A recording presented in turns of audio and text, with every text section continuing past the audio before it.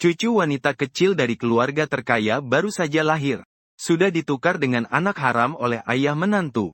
Lebih parah lagi dia ditinggalkan di tengah hujan deras. Saat bayi kecil itu menggigil karena kehujanan, sebuah mobil militer hijau tiba-tiba berhenti di sampingnya. Putra bisu keluarga gubernur militer turun dari mobil, sambil melindungi bayi kecil dari hujan. Sambil memandang ibu di mobil. "Ibu, tolong selamatkan dia." Ibu gubernur militer Zhou Yanjun langsung terdiam. "Zhao, kamu bisa bicara?" Kemudian dia sadar. Menggendong bayi perempuan kecil itu masuk ke mobil. Melihat bayi mungil itu basah kuyup. Sangat marah. Meninggalkan anak di hari hujan deras. Ini seperti ingin mengorbankan nyawanya. Dia menguatkan hati. Melepas selendang mahalnya. Membungkus bayi kecil. Saat ini meskipun markas komandan menghadapi kesulitan, tidak akan membiarkan anak kecil seperti ini mati tanpa pertolongan. Mobil militer segera kembali ke markas komandan. Baru saja mengganti pakaian bayi dengan yang bersih. Pembantu pribadi segera masuk. Istri keluarga Chen datang. Mendengar itu, Zhou Yanjun mengerutkan keningnya. Meninggalkan ayahnya sambil melambaikan tangan. Di samping Buayan melihat adik perempuannya, dia kemudian berdiri dan pergi ke ruang tamu. Terlihat seorang wanita mempesona mengenakan kipau merah muda menyambutnya. "Aku bilang adik, kejadian besar seperti hilangnya panglima besar keluargamu. Kenapa kamu tidak memberitahuku?" Ibu Chen terlihat pura-pura peduli. "Si bungsu pasti masih gila kan? Ayu nanti beberapa hari lagi akan membentuk tentara dan menyerbu ke kota yang sama. Kalian yatim piatu bagaimana bisa menemani satu sama lain?" Saat sampai kalimat terakhir, dia hampir tidak bisa menahan tawa. Dulu Zhou Yanjun sangat bangga saat menikah dengan Fu Zeting. Sekarang masih tersisa segudang kekacauan. Suara yang tajam terdengar sampai ke kamar dalam. Bayi kecil di ranjang mengerutkan alisnya dengan tidak senang. Apapun yang membuatnya terganggu tidurnya akan langsung dipukul. Melihat Nyonya Chen terus tertawa tanpa henti, Zhou Yanjun tanpa ragu mengeluarkan sebuah pistol kecil dari dalam pelukannya. Langsung menempelkan ke dahinya. "Kamu percaya atau tidak? Aku akan membuat kepalamu meledak sekarang juga." Nyonya Chen langsung ketakutan sampai menggigil. Namun tetap berani berkata, "Jangan menakut-nakuti orang. Sekarang tidak ada yang melindungimu. Aku lihat kamu bisa bangga sampai kapan." "Bom!" Zhou Yanjun menembak ke arah telapak kakinya. Nyonya Chen ketakutan sampai lututnya lemas. Langsung jatuh ke tanah. Congsamnya robek besar. "Kau berani menyentuhku? Suamiku pasti tidak akan membiarkanmu." Saat itu pintu tiba-tiba didobrak. Sekelompok tentara berseragam militer masuk terburu-buru. Mereka semua memegang tombak panjang. Mengelilingi dari dalam dan luar. Berdiri dalam 3 baris. Seorang pria yang tampak seperti seorang ajudan masuk tergesa-gesa. Zhou Yanjun langsung mengenalnya. "Ajudan Qian. Kau sudah kembali. Di mana komandan?" Ajudan Qian memberi hormat kepadanya. "Laporan, Nyonya. Komandan berada di Qian yang menerima keberuntungan. Tapi untungnya berhasil menghindari bom. Selamat dari maut. Akan kembali dalam 10 hari. Hati Zhou Yanjun yang gelisah selama beberapa hari akhirnya tenang. Seluruh tubuhnya terasa seperti terlepas. Duduk tersandar di kursi. Ibu Chen yang terjatuh ke tanah justru menjadi sangat marah. Fu Zeting tidak mati. Kalau dia kembali, akan mencengkeram mereka sampai mati. Keluarga Chen seperti mematahkan seekor semut dengan mudah. Dia mengubah sikap sombongnya tadi. Meninggikan wajah tersenyum untuk berbaur dengan Zhou Yanjun. Kemudian mendengar Zhou Yanjun berkata dingin. "Setelah mengusir orang ini keluar, keluarga kaya kami tidak menyambut orang keluarga Chen datang." Mendengar suara gaduh dari luar semakin menjauh. Bayi kecil di tempat tidur dengan puas mengecap mulutnya. Bahkan mengeluarkan gelembung kecil. Dilihat oleh Fu Qingzhao di sampingnya. Tak bisa menahan diri untuk menyentuh pipi lunaknya. Saat itu Zhou Yanjun masuk ke dalam. Di belakangnya diikuti oleh seorang wanita berpayudara besar. Karena menantu perempuan sulung akan melahirkan dalam beberapa bulan. Jadi rumah selalu menyiapkan pengasuh dan perlengkapan bayi. Melihat bayi kecil makan dengan lahap, Zhou Yanjun tak bisa menahan hatinya untuk melembut. Mereka suami istri selalu ingin punya seorang putri. Kini bukankah ini sudah takdir yang ditentukan Tuhan? Yang membuatnya lebih senang adalah, Zhao-nya sudah mulai bisa bicara. Tampak ayahnya menghadap sambil menggenggam tangan bayi kecil itu, lalu mengucapkan sebuah kalimat. Zhou Zhou, dia dipanggil Zhou Zhou, bagaimana? Bayi kecil yang makan kenyang itu seakan mengerti. Sedikit senang sambil mengayunkan tangannya yang kecil. Zhou Yanjun juga matanya bersinar. Zhao Zhaoming Yue Yinggu Zhou adalah nama yang bagus. Zhao Er nanti harus melindungi adiknya dengan baik. Fu Qing dengan berat kepala mengangguk. Saat itu pelayan Chun Mei tiba-tiba berlari terburu-buru. Nyonya besar. Segera periksalah nenek moyang. Zhou Yanjun mendengar itu hatinya menjadi tegang. Apa yang terjadi dengan nenek moyang? Chun Mei terengah-engah tapi malah tersenyum. Nenek moyang sudah sadar. Sedang bersitegang ingin bertemu dengan Anda. Apa? Cepat bawa aku pergi. Zhou Yanjun terkejut sekaligus senang. Membawa satu pasang anak menuju kamar nenek. Nenek Fu jatuh dari tangga setahun yang lalu. Dan sejak itu selalu stroke dan koma. Dokter tradisional maupun dokter barat berkata nenek sudah diambang ajal. Tapi siapa sangka hari ini dia terbangun. Saat Zhou Yanjun tiba di kamar nenek Fu, dia melihat nenek duduk terjaga di pinggir tempat tidur. Tersenyum sangat ramah. Anak, tadi Chun Xiang memberitahu aku tentang keadaan rumah. Beberapa waktu ini kau sangat bersusah payah. Zhou Yanjun langsung memeluk nenek. Tidak merasa susah. Ibu, bagus kalau kau sudah baik. Setelah ibu menantu berbicara beberapa kalimat, dokter keluarga datang segera. Setelah memeriksa nenek, Dr. Li tak tahan mendorong kacamatanya. Sungguh keajaiban. Saya sudah bertahun-tahun sebagai dokter. Belum pernah melihat yang bisa pulih sebaik nenek tua ini. Sambil berkata, dia berbalik mengambil beberapa obat barat dari kotak obat. Kebetulan juga, obat yang digunakan nenek tua untuk berobat biasanya sulit didapat meski punya uang. Hari ini saya malah sekaligus mendapatkan 3 obat. Sekarang nenek pasti bisa segera sembuh. Disuntik obat mujarab. Semangat nenek Fu jadi jauh lebih baik. Saat itu dia melihat bayi yang diletakkan di samping. Tersenyum bertanya pada Yanjun. Ini anakmu dan Zeting. Zhou Yanjun menggelengkan kepala. Menceritakan kembali kejadian hari ini. Nenek Fu memandang iba ke arah bayi yang dibungkus selimut itu. Mengeluarkan sebuah gelang emas dari pelukannya. Mulai sekarang kamu adalah cucu kesayangan nenek. Nanti setelah nenek sembuh, aku akan membawamu untuk membuka kunci emas yang lebih besar. Xiao Zhouzu menatap ke arah orang tua di depannya. Alis dan matanya melengkung. Mengulurkan tangan kecilnya. Iya. Nyonya Fu sangat menyukainya. Menciumnya di punggung tangan Zhouzu. Saat dia duduk tegak lagi. Namun tiba-tiba tubuhnya menjadi kaku. Kakiku sepertinya bisa digerakkan. Nyonya Fu merasa kedinginan di pergelangan kakinya. Bertanya dengan takjub. Zhou Yanjun juga merasa senang setelah mendengar suara itu. Berbalik dan memanggil Dr. Li kembali. Memeriksa tubuh Nyonya Fu sekali lagi. Dr. Li sampai sedikit meragukan kenyataan ini, seharusnya tidak mungkin. Nyonya sudah lama terbujur di tempat tidur. Untuk memulihkan kedua kakinya membutuhkan setidaknya setengah tahun. Dia juga tidak bisa menjelaskannya seketika. Akhirnya hanya bisa disimpulkan sebagai efek obat khusus. Nyonya Fu menatap Xiao Zhouzu dengan penuh kasih sayang. Entah kenapa dia merasa anak ini membawa keberuntungan. Mulai sekarang Zhouzu adalah permata di tangan keluarga komandan kami. Tak seorang pun boleh mengabaikannya. Dia, tahu tidak, para pelayan rumah berbondong-bondong merespons. Di pihak keluarga kaya suasana sangat harmonis. Sedangkan keluarga Qin di kota Luan sangat berbeda. Semua bunga peoni mahal di Taman Layu dalam semalam. Bahkan akar bunganya busuk di tanah lumpur. Qin Shizong jelas belum menyadari ada yang aneh. Baru saja mencium anak perempuannya yang baru lahir dari luar negeri beberapa kali. Dia dipanggil pergi oleh adiknya Qin Laoer. Kakak, kau harus membantuku. Kemarin aku kalah taruhan di rumah judi. Qin Shizong mengerutkan kening. Berapa jumlahnya? Qin Laoer mengacungkan 5 jari. 500 tael perak juga pantas. Kamu menghabiskan begitu banyak. Aku akan mengambilkannya untukmu. Namun Qin Laoer malah menggelengkan kepala.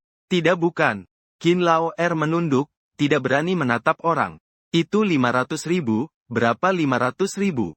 Qin Shizong hampir tidak percaya dengan apa yang didengarnya.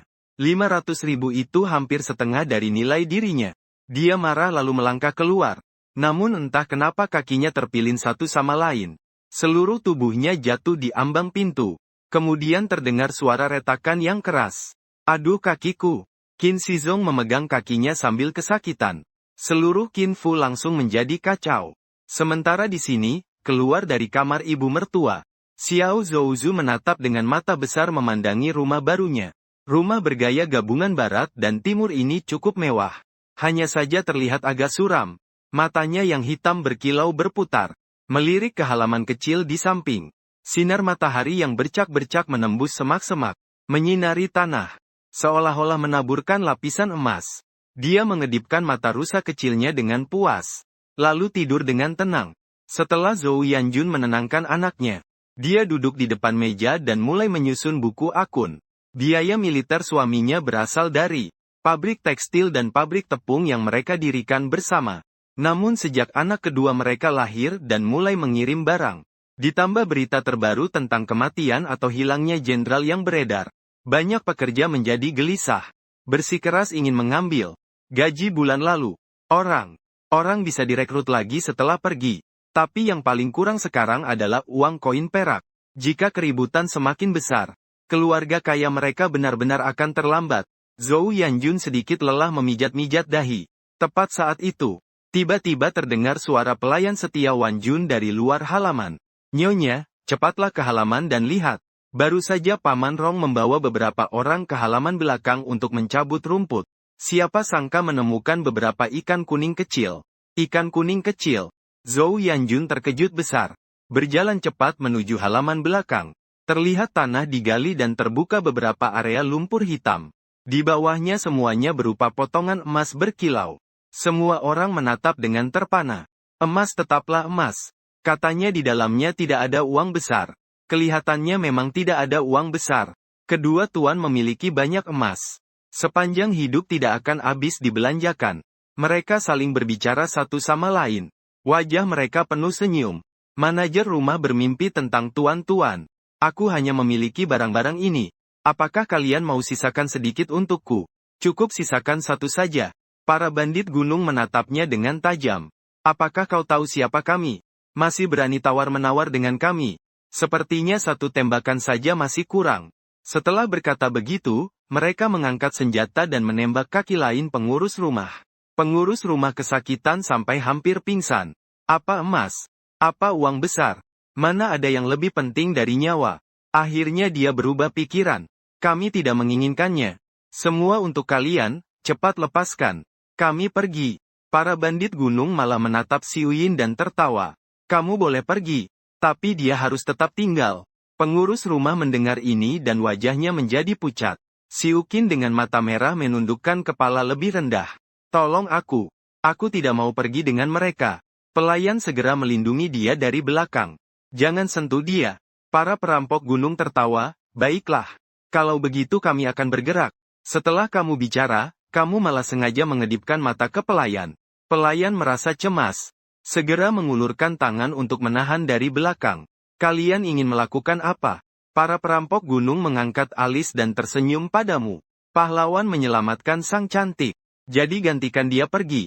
Pelayan desa gunung itu gemetar dan menatap ke belakang. Xiuqin bibirnya sedikit gemetar. Aku tidak mau ikut kalian ke desa, dia yang pergi. Setelah dia bicara, dia menarik Xiuqin mendekat ke dirinya. Xiuqin terkejut. Pria yang sering bilang dia mencintainya ini. Ternyata dia mendorongnya ke perampok gunung pada saat yang krusial. Para perampok gunung tertawa terbahak-bahak melihat itu. Mereka akhirnya tidak membiarkan siapapun lolos. Mengikat pengurus rumah dan yang lain beserta mobil ke gunung. Dua orang ini awalnya berencana membawa uang barang dagangan keluar dengan santai. Namun sekarang malah menjadi lebih sengsara. Sekarang di benteng di Zhoushan tinggal sekitar 3 hingga 400 orang. Zhoushan memiliki medan yang terjal dan berbahaya. Jadi mereka berani bertindak sewenang-wenang dan jahat. Di dalam kantor komandan, Xiao Zhouzu masih mendengarkan Fu Zeting berkata, para perampok gunung di Zhoushan. Mereka bilang Zhoushan mudah dijaga tapi sulit untuk diserang. Mereka tidak selalu bisa mengirim pasukan naik ke sana. Tidak lama kemudian, semakin lama mendengar semakin mengantuk. Dia berbaring di pangkuan ibu. Kedipkan mata ke burung kecil di luar jendela. Burung kecil mengibaskan sayapnya. Terbang menuju puncak Zhoushan. Bab 109 ide tertuju pada Zhouzu. Sebagian dari perampok gunung di Zhoushan adalah penjahat dari Kimosan. Dulu mereka juga menculik dan membunuh orang tua. Para perampok yang mencuri barang adalah mereka. Bos Su membawa orang dan menyelamatkan orang tua juga. Kemudian, mereka melarikan diri kemana-mana. Sampai ke Zhousan. Mereka mengabdi pada kepala perampok gunung di sini sebagai bos. Kalian sudah dengar belum? Panglima kota berniat membawa pasukan untuk memberantas kita. Yang berbicara adalah perampok yang menculik Pastor Muye, Qian Xiaodong. Sebenarnya Qian Xiaodong dulu adalah pekerja di pabrik tekstil keluarga kaya. Tapi dia suka makan enak dan malas. Beberapa tahun lalu dia diusir oleh Fu Zeting. Karena itu dia selalu menyimpan dendam pada keluarga Fu. Kemudian dia pindah masuk ke Qimai-san. Menjadi panglima perampok gunung. Bukankah dia sedang sibuk menghadapi Qing Jun dan Cheng Jun? Kenapa dia ada waktu untuk mengurusi kita? Kepala perampok menghisap pipa tembakau kering. Membungkus dirinya dengan kulit harimau. Mengangkat alis dan bertanya. Qian Xiaodong dengan sengaja memecah belah. Bukankah itu karena melihat kita merampok terlalu banyak akhir-akhir ini? Bersiap-siap untuk menangkap kita semua sekaligus. Ingin menangkap sekaligus. Kita bermimpi. Kepala perampok gunung menghembuskan cincin asap. Berdiri. Menyumpah dengan marah. Anjing suruhan Qian Xiaodong berjalan ke sisinya. Berkata pelan. Bos. Saya punya ide untuk mengatasi ini. Fu Zeting. Kepala perampok gunung mendengar. Menoleh kepadanya. Apa ide kamu? Qian Xiaodong berdiri di ujung jari dan berbisik di telinganya. Bos, aku dengar Fu Zeting baru-baru ini memiliki seorang putri kecil. Putri kecil itu adalah permata hati di seluruh rumah mereka. Kepala perampok mendengar dan matanya menjadi tajam. Maksudmu ingin menangkap bayi kecil itu, lalu mengancam mereka? Qian Xiaodong mengangguk dan berkata benar. Dengan bayi kecil itu di tangan, Fu Zeting pasti tak berani sembarangan. Kita juga bisa punya kesempatan untuk lolos dari bahaya. Kepala perampok mulai ragu-ragu. Tapi kau harus tahu, jika kita sampai ketahuan, Fu Zeting pasti akan menghancurkan kita berkeping-keping. Qian Xiaodong menatap ke atas sambil tersenyum dengan mata sedikit menyipit. Kepala, kalaupun kita tidak menangkap bayi kecil itu, apakah Fu Zeting akan membiarkan kita begitu saja? Kepala perampok berbalik menghadap. Apa yang kau katakan memang masuk akal. Hanya saja bayi kecil itu ternyata permata hati keluarga kaya. Kamu yakin bisa menangkap dia? Qian Xiaodong sangat percaya diri. Bos besar itu cuma bayi kecil. Selama mereka keluar, itu bukan hal yang mudah. Kepala perampok gunung berjalan mondar-mandir di ruang utama 2 kali. Baiklah, kamu yang urus. Besok tolong tangkap bayi kecil itu dan bawa kembali untukku. Qian Xiaodong heran sambil menunjuk bos besarnya sendiri. Aku yang pergi ke kepala perampok dan menghisap sebatang rokok kering. Mengernyitkan alis. Kalau tidak begitu, bagaimana lagi? Ide yang kamu ajukan tentu saja harus kamu jalankan. Tapi ekspresi Qian Xiaodong penuh kesulitan. Dia hanya memikirkan untuk membujuk kepala perampok mengirim orang. Tapi tidak memikirkan untuk pergi sendiri. Namun kepala perampok bukan orang bodoh. Xiaodong ketika kamu bergabung dengan kami di gunung ini, kamu sudah bilang, bersedia mengabdi pada kami. Apa hanya masalah kecil ini kamu tidak mau lakukan? Qian Xiaodong melangkah cepat maju 2 langkah. Tentu saja mau. Baiklah kita besok pagi segera berangkat. Pergi ke Tongcheng. Aku pastikan akan membantumu menangkap bayi kecil itu. Kepala bandit gunung tertawa terbahak-bahak mengatakan benar. Barulah ini saudara kita. Qian Xiaodong menggigit giginya. Matanya dipenuhi penyesalan. Tapi tak lama penyesalan di wajahnya hilang. Justru berubah menjadi kepercayaan diri. Bukankah hanya menangkap bayi kecil saja? Ada apa susahnya? Kepala bandit gunung terus tertawa. Baiklah aku akan menunggumu membawa orang itu. Ya, bos. Qian Xiaodong menjawab dengan suara keras. Sudut mulutnya juga penuh senyum. Sementara itu, di atas pucuk pohon di luar rumah utama mereka kebetulan bertengger deretan burung gereja kecil. Burung gereja kecil duduk berderet. Satu persatu seperti bola kecil bulu yang bulat dan gemuk. Sepasang mata menatap erat kedua orang yang baru saja berbicara tadi. Setelah kedua orang ini pergi, mereka satu persatu terbang menuju ke kediaman Panglima-Panglima. Di dalam kediaman Panglima, kakak sulung Fu Haiyan sedang memanfaatkan waktu dengan serius mempersiapkan pemberantasan bandit. Zhou Yanjun khawatir dia dalam bahaya lagi.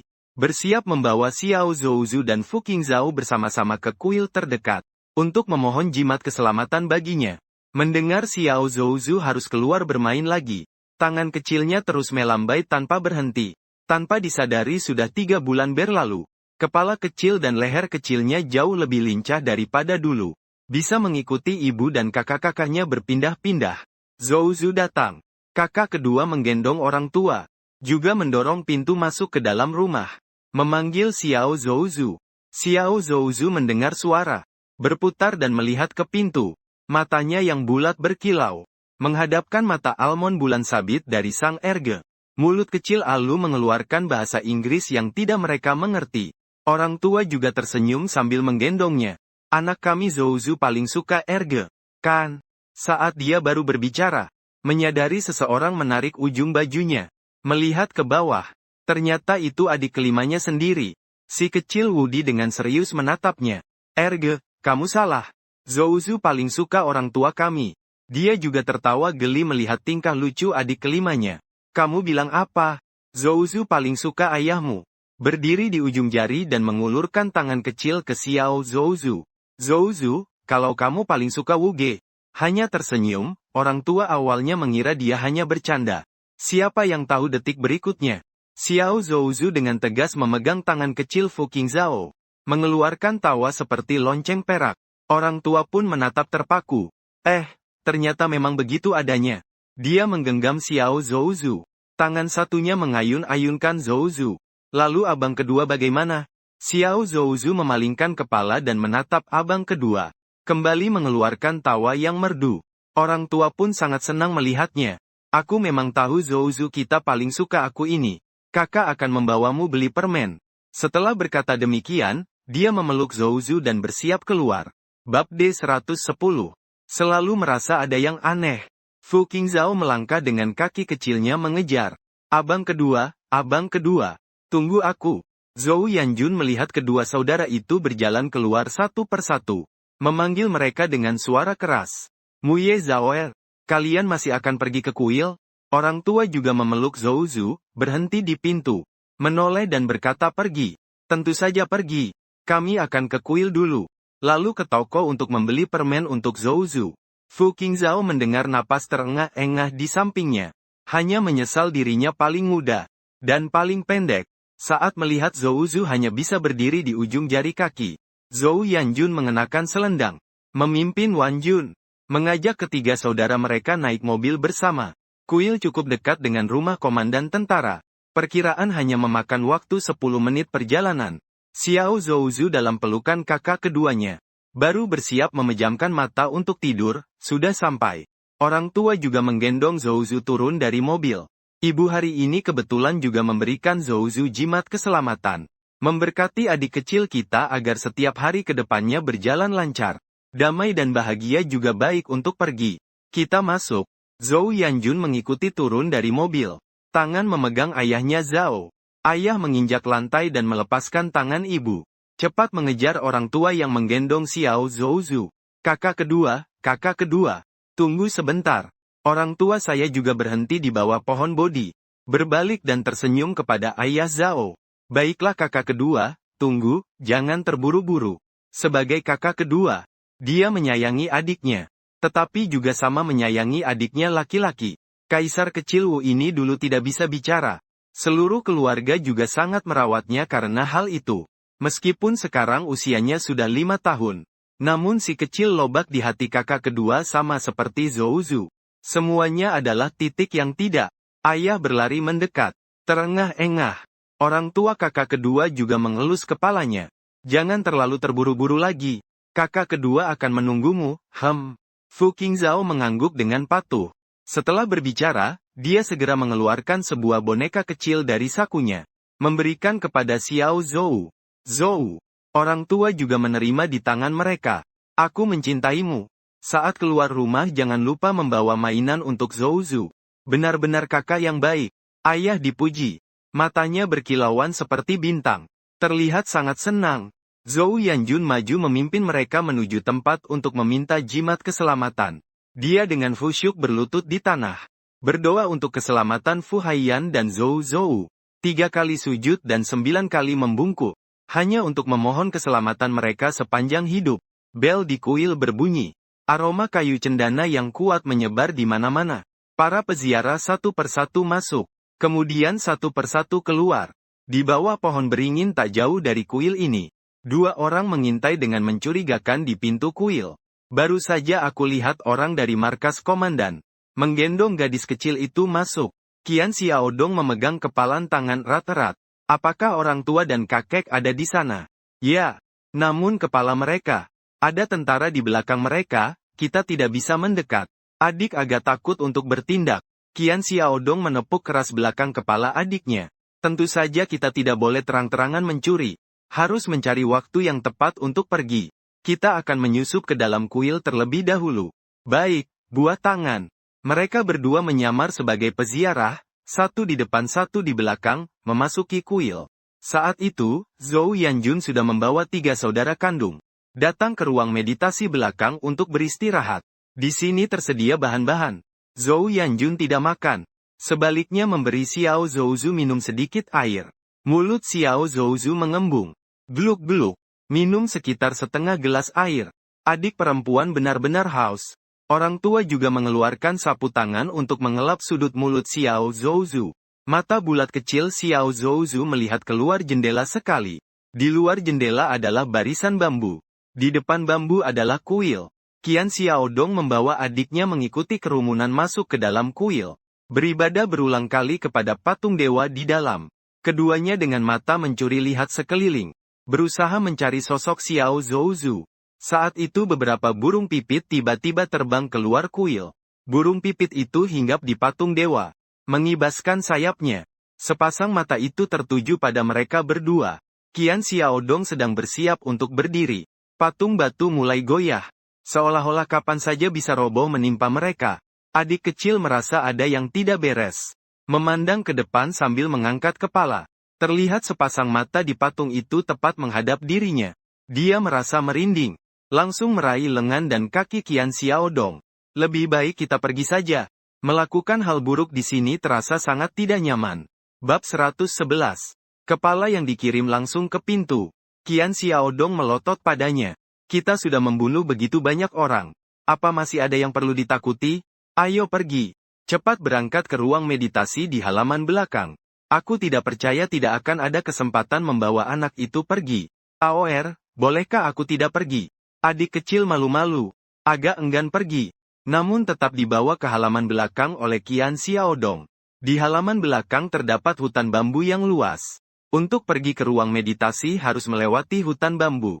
Qian Xiaodong menarik adik kecil dan melirik ke depan. Lihat itu, di depan sana. Jangan lagi ragu-ragu. Percaya tidak, aku akan membunuhmu di sini juga. Adik kecil langsung menutup mulutnya setelah mendengar itu. Patuh mengikuti Qian Xiaodong. Mengerti, kepala. Qian Xiaodong menengadah dan melangkah ke dalam hutan bambu. Namun dia baru saja melangkah sejauh 1 langkah. Tiba-tiba seekor ular kecil berwarna hijau kebiruan jatuh dari atas kepala. Ular kecil jatuh di atas kepala Qian Xiaodong. Terus merayap turun. Apa itu? Qian Xiaodong terkejut. Menangkap ekor ular. Bersiap untuk menariknya turun. Ular kecil yang kesakitan menggigit keras tangannya. Qian Xiaodong menangis kesakitan. Mengayunkan ular di tangannya ke tanah dengan keras. Ular hijau kecil itu cepat-cepat lari setelah mendarat. Adik laki-laki melihat ular yang lari. Membuka mata lebar-lebar. Terkejut membuka mulutnya berkata, kepala. Itu sepertinya ular bambu hijau. Berbisa hebat. Apa berbisa? Qian Xiaodong sangat terkejut. Segera melihat luka di punggung tangannya. Mengisap darah dengan mulut lalu meludahkannya keluar. Namun sudah tidak ada gunanya. Racun menyebar. Sangat cepat. Bagaimana bisa seperti ini? Kenapa di sini ada ular begitu saja? Adik segera maju membantu muridnya. Aku sebaiknya mengantarmu ke rumah sakit dulu. Qian Xiaodong menoleh melihat ke adiknya. Dalam keadaan setengah mengantuk. Dia melihat wajah adiknya berubah menjadi ibunya sendiri. Dia langsung memeluk adiknya. Ibu. Benarkah itu kamu? Kamu masih hidup? Adik itu langsung merinding mendengar. Bos, aku Ergou. Bukan ibumu. Tapi Qian Xiaodong tidak mendengarkan. Dia tetap memeluknya sambil menangis. Ibu, aku benar-benar merindukanmu ibu. Apakah kau baik-baik saja di bawah sana? Adik hampir tertawa terbahak-bahak karena ucapannya. Kaki terasa lemas. Kepala, aku benar-benar bukan ibumu. Suaranya terdengar seperti sedang menangis. Pada saat itu juga, Qian Xiaodong mengucek matanya. Wajah orang di depannya berubah lagi menjadi wanita yang dulu pernah ia rampas. Kenapa kamu tidak mati? Bukankah kamu sudah jatuh dari tebing? Qian Xiaodong dengan kasar mendorong orang di depannya. Mundur beberapa langkah. Adik kecil itu menjadi bersemangat. Tebing apa? Itu aku. Lihat lagi cara dia berbicara. Di hadapan Qian Xiaodong itu adalah seorang wanita. Mengangkat bibir merahnya. Tersenyum jangan mendekat. Qian Xiaodong hampir ketakutan hingga gila. Mundur beberapa langkah. Tanpa sengaja terpeleset di atas batu dan jatuh berat ke belakang. Adik segera maju membantu kepala bosnya. Kamu tidak apa-apa kan? Qian Xiaodong terluka dan berdarah di belakang kepala. Membuatnya semakin pusing dan berkunang-kunang. Saat dia mengangkat kepala dan melihat dirinya sendiri. Wajah adiknya tiba-tiba berubah menjadi kepala babi besar. Kepala babi itu hidup dengan sangat nyata. Qian Xiaodong terkejut dan melompat bangun. Hantu babi adik kembali bingung. Hantu babi apa sih? Qian Xiaodong mengangkat tangan dan menamparnya. Membuat adik berputar 2 kali. Terjatuh ke tanah. Adik menutup pipinya yang merah bengkak. Kenapa kamu memukulku? Qian Xiaodong melihat kepala babi berbicara padanya. Takut sekaligus terkejut. Berbalik dan mengambil batu di belakangnya, bersiap untuk melemparnya kepadanya. Aku akan menghancurkan kamu, hantu kepala babi. Anak buah Tuner dengan cepat berlari ke belakang. Dia ketakutan sampai stupid. Tanpa peduli apapun langsung berlari masuk ke dalam ruang meditasi di belakang. Qian Xiaodong pusing memegang batu di tangan mengejar. Lalu melemparkannya ke depan. Batu itu kebetulan jatuh tepat ke dalam ruang meditasi. Siapa itu? Orang tua Ye memeluk Xiao Zhouzu untuk menidurkannya. Melihat batu itu, langsung menyerahkan Xiao Zhouzu kepada Zhou Yanjun dan berdiri menuju jendela. Dia melihat keluar jendela. Melihat Qian Xiaodong. Kedua orang itu ternyata adalah orang tuanya. Mereka juga langsung mengenali dia sebagai perampok gunung yang pernah menculik mereka. Mengeluarkan pistol dari pinggang dan mendorong pintu. Melangkah cepat keluar. Bagus, beraninya kau datang sendiri. Lihat bagaimana aku membalas dendam. Bab 112. Kakak kedua turun tangan membunuh perampok. Qian Xiaodong sudah lama tidak bertemu. Kali ini aku benar-benar menangkapmu. Orang tua juga menggenggam pistol dan melangkah besar ke samping Qian Xiaodong. Qian Xiaodong pada saat ini masih agak bingung. Saat melihat Fu Muye, seluruh tubuhnya tiba-tiba sadar. Dia panik dan mundur beberapa langkah. Tidak disangka dari atas kepalanya jatuh seekor ular hijau kecil. Ular hijau kecil itu menjulurkan lidahnya ke arahnya. Dan menggigit lengannya lagi ular, Qian Xiaodong mengibaskan tangan seperti orang gila. Tapi ular kecil itu semakin menggigit semakin keras. Kesakitan sampai dia jatuh ke tanah. Mulut mengeluarkan busa putih. Seluruh tubuh kejang. Orang tua juga melihat bandit yang jatuh tidak sadarkan diri itu dan memegang pistol terdiam sejenak. Dia bahkan belum mengambil tindakan. Orangnya sudah jatuh. Dia melangkah maju. Dan menendang Qian Xiaodong yang ada di tanah. Qian Xiaodong. Kelopak mata terbalik. Mengeluarkan busa putih. Tubuh terkumpul menjadi satu bola. Tidak bergerak sama sekali. Orang tua juga melihat keadaan itu. Langsung memerintahkan kepada tentara di belakangnya. Orang-orang, ikat dia untukku. Bawa kembali ke kediaman komandan. Ini adalah tuan muda kedua. Mereka serempak menjawab. Melangkah maju. Dengan cepat mengikat Qian Xiaodong. Orang tua juga baru saja bersiap berbalik masuk rumah. Mendengar suara gemeretak halus dari belakang. Dia segera menoleh untuk melihat. Hanya terlihat di balik semak bunga. Menemukan seseorang yang bersembunyi di sudut Shivering. Siapa kamu? Fu Muye maju sambil menodongkan pistol ke kepalanya. Adik kecil ketakutan sampai gemetar. Segera berlutut juga kepada orang tua. Tuan muda kedua, tolong jangan bunuh saya. Saya juga terpaksa. Qian Xiaodong yang memaksa saya datang ke sini. Orang tua juga mengerti. Kedua orang ini memang satu kelompok. Dia mengisi peluru ke dalam senjata. Kalau memang satu kelompok, maka mari pergi bersama-sama.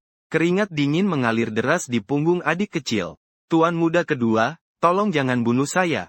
Saya akan memberitahu kalian jalan kecil menuju puncak gunung minggu lalu. Tolong jangan bunuh saya.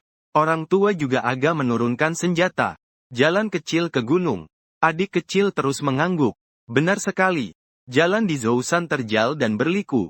Tapi ada jalan kecil yang bisa langsung sampai ke puncak gunung. Tidak banyak orang yang tahu rahasia ini. Saya juga tersesat tanpa sengaja saat di gunung. Mengikuti mereka secara diam-diam. Tuan muda kedua. Saya tahu kalian akan naik gunung untuk memberantas perampok. Berikan saya satu kesempatan untuk hidup. Biarkan saya membantu kalian. Kali ini Fu Muye perlahan menarik kembali senjatanya. Matanya masih penuh keraguan. Adik laki-laki menoleh ke Qian Xiaodong yang sedang diikat. Lalu berkata, dan tuan muda kedua. Kepala keluarga besar di Gunung Zhou mengarahkan niatnya ke nona kecil. Dia mengirim kami. Ingin mengikat dan membawa pergi dia. Nona kecil akan memaksa kalian lagi. Untuk mencari jalan keluar atau semacamnya. Mereka mengarahkan niat ke Zhou Zhou. Orang tua juga sangat marah setelah mendengarnya. Kemudian menoleh kembali ke Qian Xiaodong yang diikat dan melanjutkan. Itu adalah idenya dia ketika datang. Saya sudah menasihatinya. Tapi dia tidak mau dengar. Kali terakhir karena kamu, desa mereka hancur. Jadi mereka ingin menangkap nona kecil itu.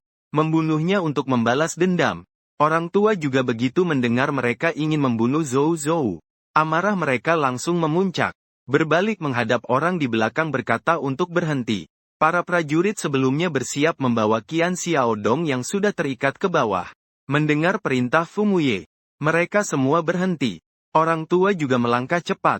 Kembali mendekati Qian Xiaodong. Qian Xiaodong saat itu menundukkan kepala. Sedikit sadar kembali. Tuan muda RR, jangan bunuh saya. Orang tua juga menodongkan pistol yang sudah siap tembak ke arahnya yang menjijikkan. Qian Xiaodong panik, kaki gemetar. Terus bergetar. Dia menatap ke adik kecilnya. Langsung mengerti apa yang terjadi. Tuan muda kedua. Jangan dengarkan dia. Hari ini saya hanya lewat saja. Bahkan jika saya punya 7 atau 8 keberanian. Saya juga tidak berani berbuat salah pada orang-orang di kediaman komandannya. Orang tua tuan muda kedua biasanya selalu tersenyum. Sekarang dingin seperti es. Hanya lewat saja. Baiklah, maka hutang lama dan baru kita hitung bersama. Hari ini saya akan mengantar kamu ke akhirat sendiri. Setelah ucapannya, tanpa ragu-ragu menarik pelatuk. Dengan suara dentuman. Hutan bambu di sekitar bergetar gemerisik. Qian Xiaodong jatuh dengan suara plop. Orang tua mungkin merasa masih belum puas. Menuju yang jatuh. Dia terus menembakkan beberapa kali lagi. Dentuman. Qian Xiaodong terjatuh di genangan darah. Benar-benar tidak bisa bergerak lagi. Anak buah di sampingnya ketakutan sampai wajahnya pucat. Tidak lama kemudian, langsung kencing. Orang tua juga menunjukkan wajah dingin. Berbalik menghadapinya. Kamu sebaiknya tidak berbohong. Anak buah dengan suara gemetar segera berkata. Tuan muda kedua. Semua yang saya katakan memang benar. Kalau ada satu kalimat bohong, semoga mendapat akhir yang buruk. Dia sekarang hanya ingin bertahan hidup. Mana berani menipu orang tua juga. Orang tua juga menarik kembali senjata. Terus memberi perintah kepada tentara di belakangnya. Ikat dia. Bawa ke hadapan tuan muda pertama. Ini tuan muda kedua. Para tentara bergerak sangat cepat. Tidak lama kemudian, adik kecil sudah diikat dan dibawa pergi. Sekalian juga menangani mayat Qian Xiaodong. Orang tua juga saat pergi. Melihat kebingungan ke arah hutan bambu. Aku ingat di hutan bambu ini tidak pernah ada ular. Dia dengan bingung. Menarik kerah jasnya yang setengah terbuka. Kembali ke dalam ruang meditasi. Zhou Yanjun mendengar suara tembakan dari luar. Memeluk Zhou Zu dan maju bertanya padanya apa yang tadi terjadi di luar. Orang tua juga berubah sikap dari yang tadi dingin di luar. Dengan mata seperti bunga persik tersenyum lebar berkata. Tidak apa-apa. Hanya beberapa perampok gunung yang datang mencari aku untuk membalas dendam. Tapi semuanya sudah diselesaikan. Zhou Yanjun mengangkat kepala dan melihat keluar. Perampok gunung itu berani mengejar sampai sini. Sungguh semakin menjadi-jadi. Orang tua juga menerima Zhou Zu dari tangan ama. Memeluknya dan menenangkannya. Semakin merajalela. Saat kematian juga tiba.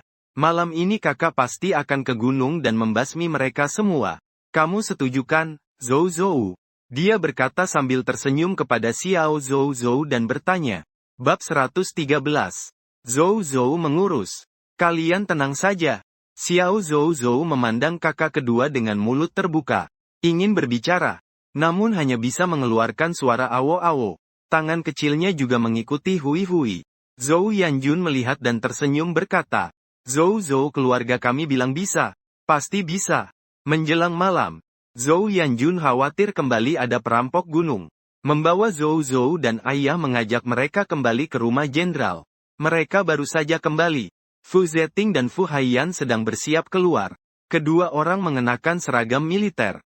Meskipun wajah mereka agak mirip, tetapi satu tampak berwibawa. Satu lagi muda dan tampan. Masing-masing berbeda.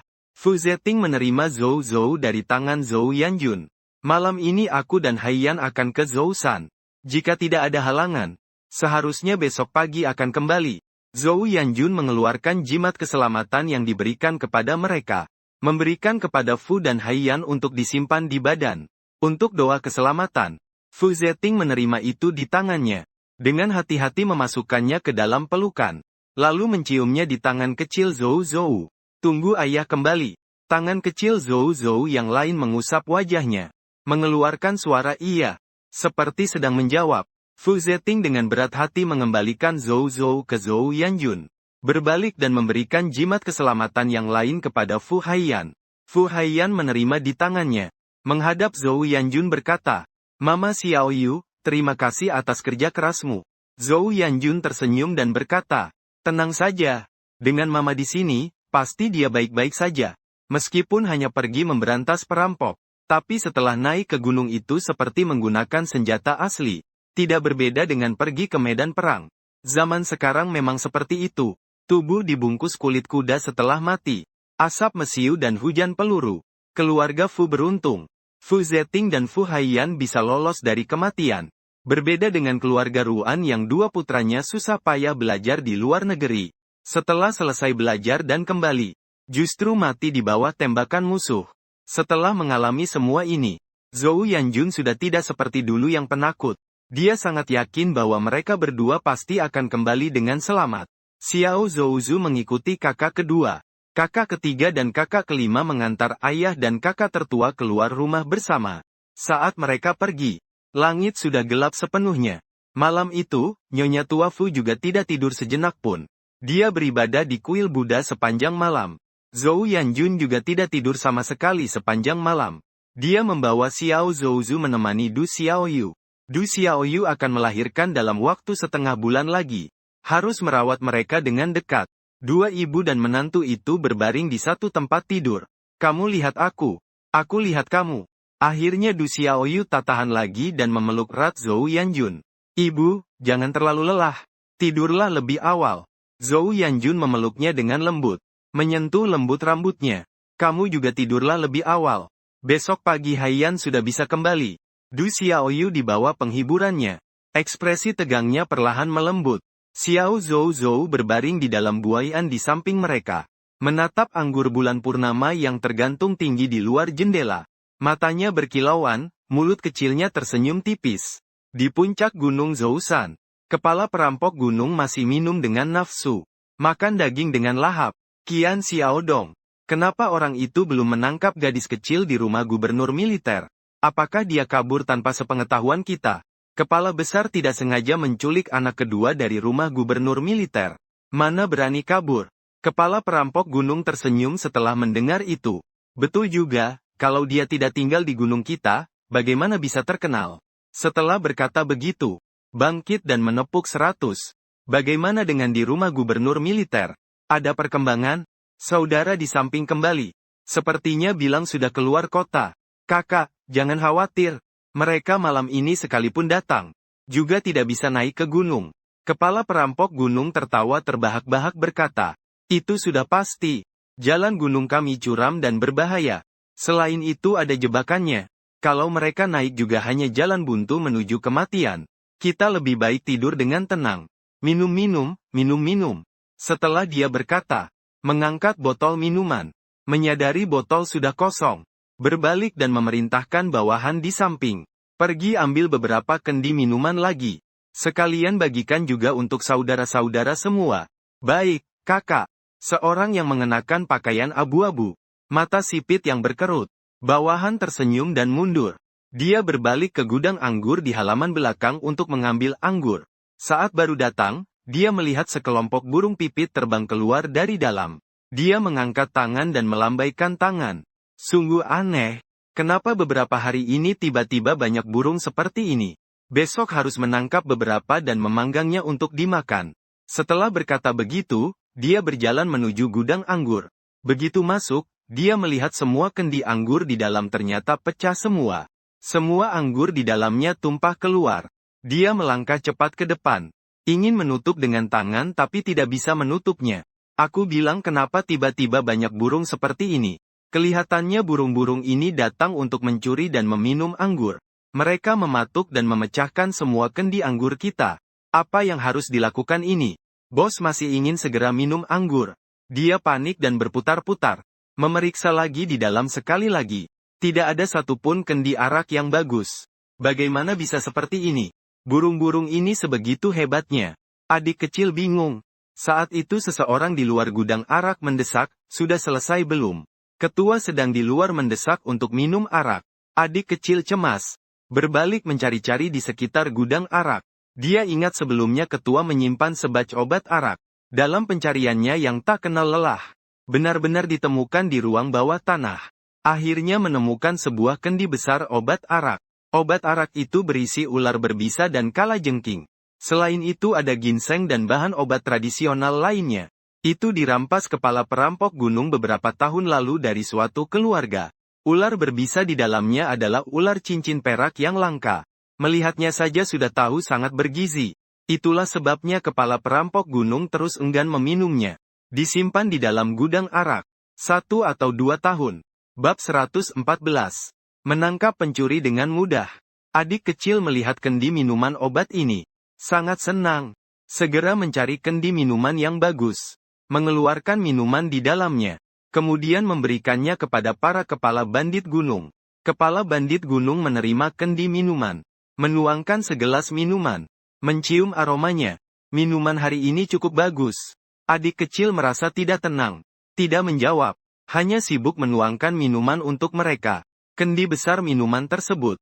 Jika dibagi, bisa mengisi lebih dari 10 kendi kecil. Kepala bandit gunung meneguk minuman dari gelas sekali teguk. Sekaligus membagikan minuman yang tersisa kepada saudara-saudaranya untuk minum dan makan daging. Haha, terima kasih, ketua. Mereka menerima kendi minuman. Saling menuang minuman. Minum seteguk demi seteguk. Di samping ada yang menasihati. Kepala, hari ini orang dari kantor pengawas militer naik ke gunung.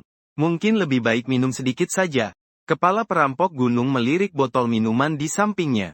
Minuman ini tak akan membuat mabuk. Hari ini saudara-saudara minum dengan senang hati. Biar semangat kerja. Benar, kan? Dia mengangkat gelas bersama para saudara di bawah. Benar, kepala.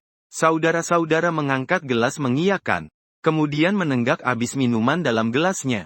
Mereka hari ini memang tidak banyak minum. Kalau biasanya hanya untuk pemanasan. Tapi minuman yang dicampur racun ular dan kalajengking ini tidak biasa.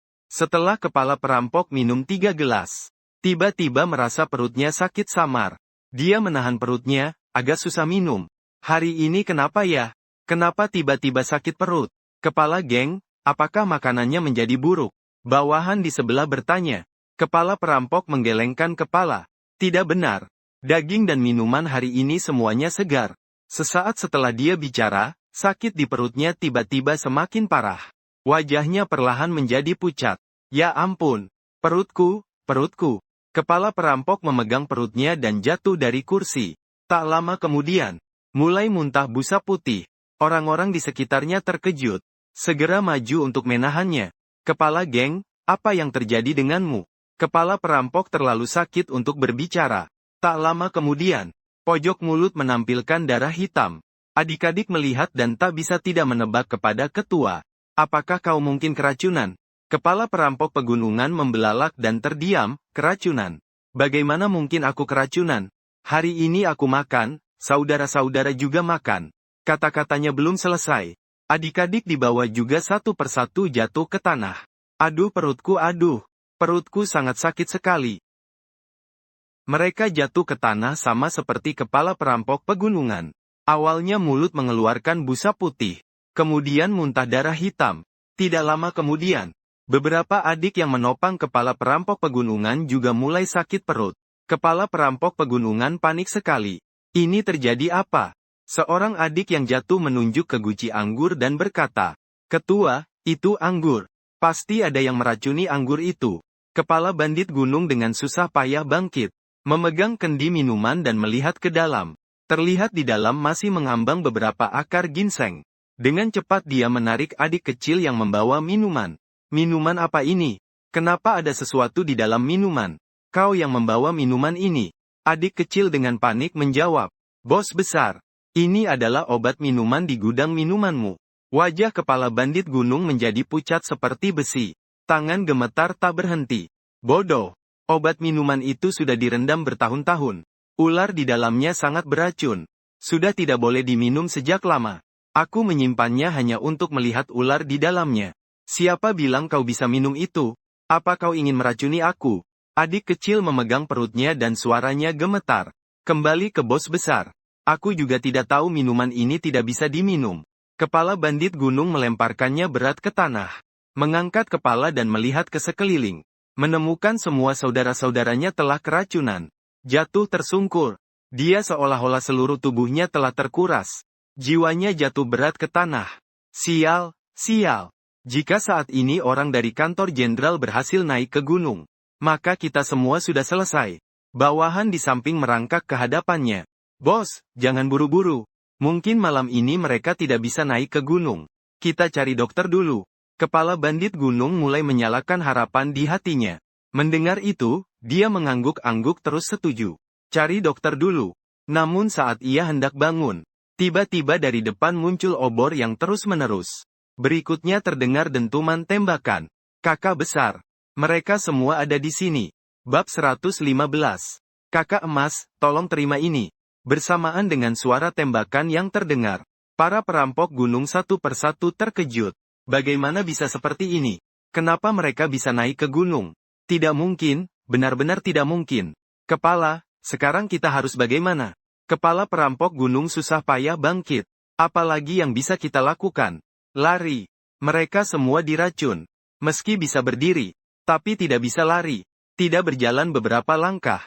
Seluruh tubuhnya jatuh ke tanah. Saat Fu Haiyan membawa orang mendekat, kepala perampok gunung sedang merayap di tanah.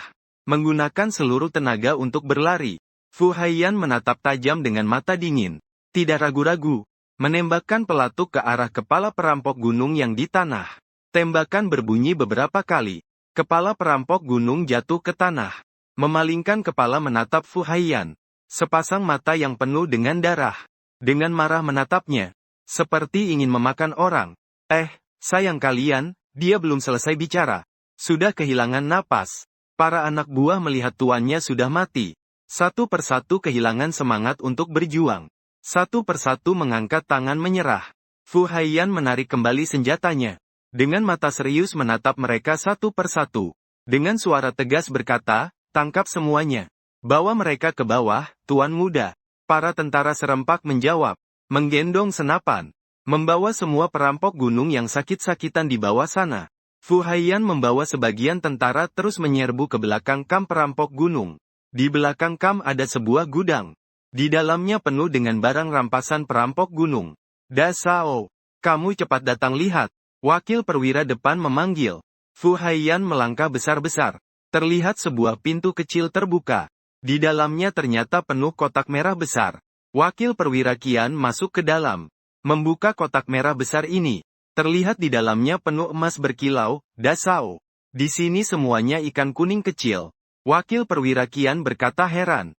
Dari mana para perampok gunung itu dapat ikan kuning kecil sebanyak ini? Mata Fu Haiyan juga memancarkan cahaya keemasan. Melihat ke sekeliling. Di sini ada sekitar 50-60 peti kayu merah besar. Kalau di dalamnya penuh dengan ikan kuning kecil, maka jumlahnya tidak sedikit.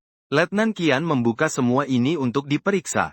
Dia sibuk memberi perintah, itu Adipati. Letnan Kian bersama beberapa bawahannya membuka semua peti kayu merah besar di dalamnya. Di bawah cahaya lilin kekuningan yang redup, Satu peti ikan kuning kecil itu memancarkan cahaya keemasan, hampir menerangi seluruh gudang. Ya Tuhan! Berapa banyak ikan kuning kecil ini ya? Ini pertama kali Letnan Qian melihat emas sebanyak ini. Membuka mata lebar dan melihat dalam waktu lama. Fu Haiyan juga terpana melihatnya. Saat itu dua tentara membawa seorang kecil yang mengantar mereka. Adipati. Orang ini harus bagaimana ditangani? Si kecil itu langsung berlutut, mengangkat kepala dan juga melihat peti-peti ikan kuning kecil di depan mata. Dia sangat terkejut, bahkan agak tidak percaya dan mengusap matanya. Ini ada apa? Fu Haiyan menoleh dan bertanya kepadanya. Apa yang terjadi? Si adik mengusap matanya sekali lagi. Kenapa bisa ada begitu banyak ikan kuning kecil di sini? Fu Haiyan menariknya dengan sekali tarik. Kamu tanya aku, bukankah seharusnya aku yang tanya kamu? Dari mana kalian mengambil ikan kuning kecil ini? Si adik gemetar ketakutan. Dia dikirim ke Fu Haiyan oleh orang tuanya juga, untuk menyelamatkan nyawanya. Membawa mereka dari jalan kecil sampai dengan lancar sampai puncak gunung. Tapi dia tidak ingin mati sekarang. Dia segera berkata, Tuan muda, saya benar-benar tidak tahu dari mana ikan kuning kecil ini berasal. Saya ingat sebelumnya di sini adalah tempat abang besar menimbun pasir. Total ada 50-60 karung pasir. Siap digunakan untuk memperbaiki benteng. Juga tidak tahu bagaimana ya. Kenapa pasir itu semua berubah menjadi ikan kuning kecil ya? Adik laki-laki di wajahnya penuh kebingungan. Fu Haiyan mengernyitkan keningnya. Mengangkat tangan membawanya turun. Ini tuan muda. Para tentara menjawab. Fu Haiyan berjalan ke dekat kotak kayu merah besar itu. Mengambil satu ikan kuning kecil. Melihatnya dengan teliti. Setiap ikan kuning kecil setidaknya beratnya 100 gram dan semuanya emas bagus. Semua kunci ini akan ditukar dengan uang dolar. Bahkan beberapa truk pun tidak cukup untuk memuatnya. Dia berkonsentrasi sejenak setelah itu. Memerintahkan wakil letnan di sampingnya. Ini untuk dikirim dulu ke kediaman gubernur, uang tuan muda yang baik. Wakil letnan berkata setelah itu. Melihat lagi ke gudang sebelah. Sepertinya masih ada barang di sisi tuan muda. Fu Haiyan berjalan cepat menuju sebelah. Menemukan di dalam berbagai macam bungkusan dan bagasi. Di dalamnya tumpukan besar mata uang asing dan batangan perak. Ternyata ini adalah harta rampasan para bandit gunung. Dia memerintahkan wakilnya di depan. Barang-barang ini juga dibawa kembali dulu. Tapi setiap barang harus didaftarkan. Kemudian mengumumkan di gerbang kota. Agar warga yang dirampok bisa mengklaimnya. Itu uang tuan besar. Wakil itu segera mundur. Dengan cepat mengangkut barang bersama orang-orang. Fu Haiyan menengok lagi ke kotak-kotak ikan kuning kecil itu. Mata hitamnya penuh dengan keraguan mendalam. Dia mengernyitkan dahi. Berbalik membawa orang untuk melanjutkan penanganan. Keesokan pagi, Zhou Yanjun dan Du Xiaoyu bangun pagi-pagi. Keluarga mereka duduk bersama makan sarapan. Nyonya besar, Nyonya muda, kabar baik. Manajer Yan masuk sambil tersenyum. Zhou Yanjun dan Du Xiaoyu sama-sama meletakkan sumpit di tangan mereka. Itu Haiyan. Mereka sudah kembali. Bab 116. Semua kembali dengan selamat. Manajer Yan berkata dengan senyuman. Nyonya muda, komandan dan tuan muda. Semalam saat membasmi perampok, keberuntungan sangat baik. Dengar-dengar saat naik ke gunung para perampok itu sendiri meminum racun. Semua musnah. Mereka tanpa mengeluarkan satu tentara pun berhasil menangkap semua perampok. Hati Zhou Yanjun yang tegang akhirnya lega. Dia bertanya lagi. Tidak ada korban jiwa. Manajer Yan mengangguk. Tidak ada satupun, benar-benar tidak ada. Zhou Yanjun menghela napas lega. Menepuk dadanya. Baguslah. Lalu bagaimana dengan jenderal dan tuan muda? Manajer Yan tersenyum. Kabarnya mereka masih mengurus urusan pasca perang. Namun tuan muda mengirim orang untuk membawa beberapa barang ke kediaman jenderal. Barang apa? Zhou Yanjun berdiri dan bertanya kepada manajer Yan. Melangkah ke sampingnya. Berbisik. Nyonya, kabarnya itu adalah ikan kuning kecil. Mata Zhou Yanjun menatap tajam. Baik, kau suruh mereka ketika sampai. Langsung bawa ke gudang belakang. Ingat, jangan sampai ada kebisingan. Manajer Yan mengangguk. Baik, Nyonya. Zhou Yanjun bahkan tidak bisa makan nasi ini. Berbalik sambil menarik tangan Du Xiaoyu. Xiaoyu, Haiyan, mereka tidak apa-apa. Diperkirakan sore ini mereka bisa kembali. Du Xiaoyu juga mengangguk dengan lega. Ibu, kamu juga bisa beristirahat dengan baik. Zhou Yanjun membantunya bangun. Sekarang kamu sedang hamil, jadi harus benar-benar beristirahat. Tubuh Du Xiaoyu semakin berat. Namun wajahnya sangat sehat. Pipi putih dan merona. Bahkan kulitnya lebih halus dibanding sebelum hamil. Sekarang mendengar Fu Haiyan tidak apa-apa. Wajahnya tersenyum. Lebih bersinar dan bercahaya. Zhou Yanjun membantu dia kembali ke kamar tidur. Melihat dia berbaring, baru kembali ke halaman belakang rumah penguasa militer. Membantu menyimpan puluhan kotak ikan kuning kecil itu dengan rapi. Setelah semua tentara pergi, dia membuka sebuah kotak. Mengambil sepotong ikan kuning kecil dari dalamnya. Melihat dengan seksama. Kenapa ikan kuning kecil ini terlihat begitu familiar? Sama seperti yang dikubur di ladang sebelumnya. Dia berbicara sendiri. Lalu meletakkan emas di tangannya kembali ke tempat semula. Menutup kotak dengan rapat. Istri, tamu datang. Wan Jun datang. Dengan suara pelan berkata, siapa yang datang? Zhou Yanjun mengelap tangannya. Sambil berjalan ke ruang tamu halaman depan. Sambil bertanya kepada Wan Jun tentang Ibu Li dan ibuku yang kembali ke rumah. Katanya dengar-dengar, Ibu Ruan menggunakan kue ganda yang kami berikan. Tampak muda dan segar. Ingin datang ke sini untuk meminta kue ganda itu. Zhou Yanjun berhenti sejenak setelah mendengar itu. Terus bertanya kepadanya. Muyu dan pamannya bukan berniat membuat kue salju bersama. Wan Jun mengangguk. Ya, tempat dan toko sudah dipilih. Hanya menunggu pengiriman pertama keluar untuk membuka toko. Fu Muye dan Fu Wenyuan, satu membuat resep dan teknik. Satu membantu membuka toko dan menjual barang. Keduanya berencana membuat salep salju yang pas. Zhou Yanjun berpikir sejenak. Merasa ini adalah kesempatan untuk memperkenalkan merek mereka lebih awal. Menarik Wan Jun berkata, kamu pergi beritahu beberapa istri itu. Toko ganda Fu kami akan buka dalam sebulan. Kalau mereka ingin mencoba, bisa menunggu sampai toko buka untuk membeli. Wan Jun tersenyum dan menjawab, baik. Nyonya Zhou Yanjun melambaikan tangan. Membiarkannya pergi menyampaikan pesan terlebih dahulu. Dia sendiri pergi ke kamar untuk melihat. Zhou juga tidur larut tadi malam. Jadi pagi ini belum bangun. Saat Zhou Yanjun masuk ke kamar, dia sedang menutup mata. Membuat mulut mengecup. Seolah sedang bermimpi. Suster Su bangun saat melihatnya datang. Kata, Nyonya dan Frau Lein belum bangun. Diperkirakan masih perlu tidur sebentar lagi. Zhou Yanjun duduk di samping Xiao Zhouzu. Aku akan melihat dia. Suster Su tersenyum berkata. Frau Lein semakin gemuk. Hampir 2 kali lebih gemuk dibanding biasanya. Xiao Zhouzu tumbuh bulat gemuk berisi. Wajah kecilnya penuh pipi cubi. Dia mendengar suara ibu. Sedikit membuka matanya. Zhou Yanjun melihat dia bangun. Segera menggendongnya untuk melihat dengan lebih dekat. Benar-benar bertambah gemuk. Pakaian sudah terlalu kecil. Nanti ibu akan mengirim orang lagi untuk mengukur badanmu dan membuat beberapa pakaian. Beberapa gaun kecil yang dibeli terakhir kali. Baru dipakai beberapa hari sudah kecil. Zhou bertambah gemuk. Pakaian tidak pas. Terasa tidak nyaman karena terlalu ketat. Bibi Xiao Zhou mengayunkan tangan kecilnya. Melihat ibu seolah-olah sedang menjawab. Zhou Yanjun menggendongnya dan berdiri menuju ruang tamu. Ibu akan membawamu makan yang enak. Nanti sore ayah dan kakak pulang. Kita akan menjemput mereka. Ketika mereka datang ke ruang tamu, Nyonya Li dan Nyonya Ku sudah pergi. Wan Jun menurut kata-kata Zhou Yanjun. Membujuk mereka dengan baik-baik. Mereka benar-benar menantikan toko mereka buka. Nyonya yang datang belakangan. Baru tadi Nyonya Li datang dan mengatakan satu hal. Wan Jun melanjutkan berkata. Zhou Yanjun bertanya ada apa? Wan Jun menjawab pelan. Li mengatakan. Ruan dari keluarga Qin sekarang sedang ribut ingin bercerai dengan Tuan Qin. Kabarnya mengutus orang ke keluarga Qin. Bersiap untuk mengusir keluarga itu keluar dari gedung Xiao Bailu. Ada hal seperti itu juga. Zhou Yanjun bertanya, Wan Jun mengangguk. Iya. Kabarnya pagi ini orang-orang sudah pergi. Tapi keluarga Qin itu bukan orang baik.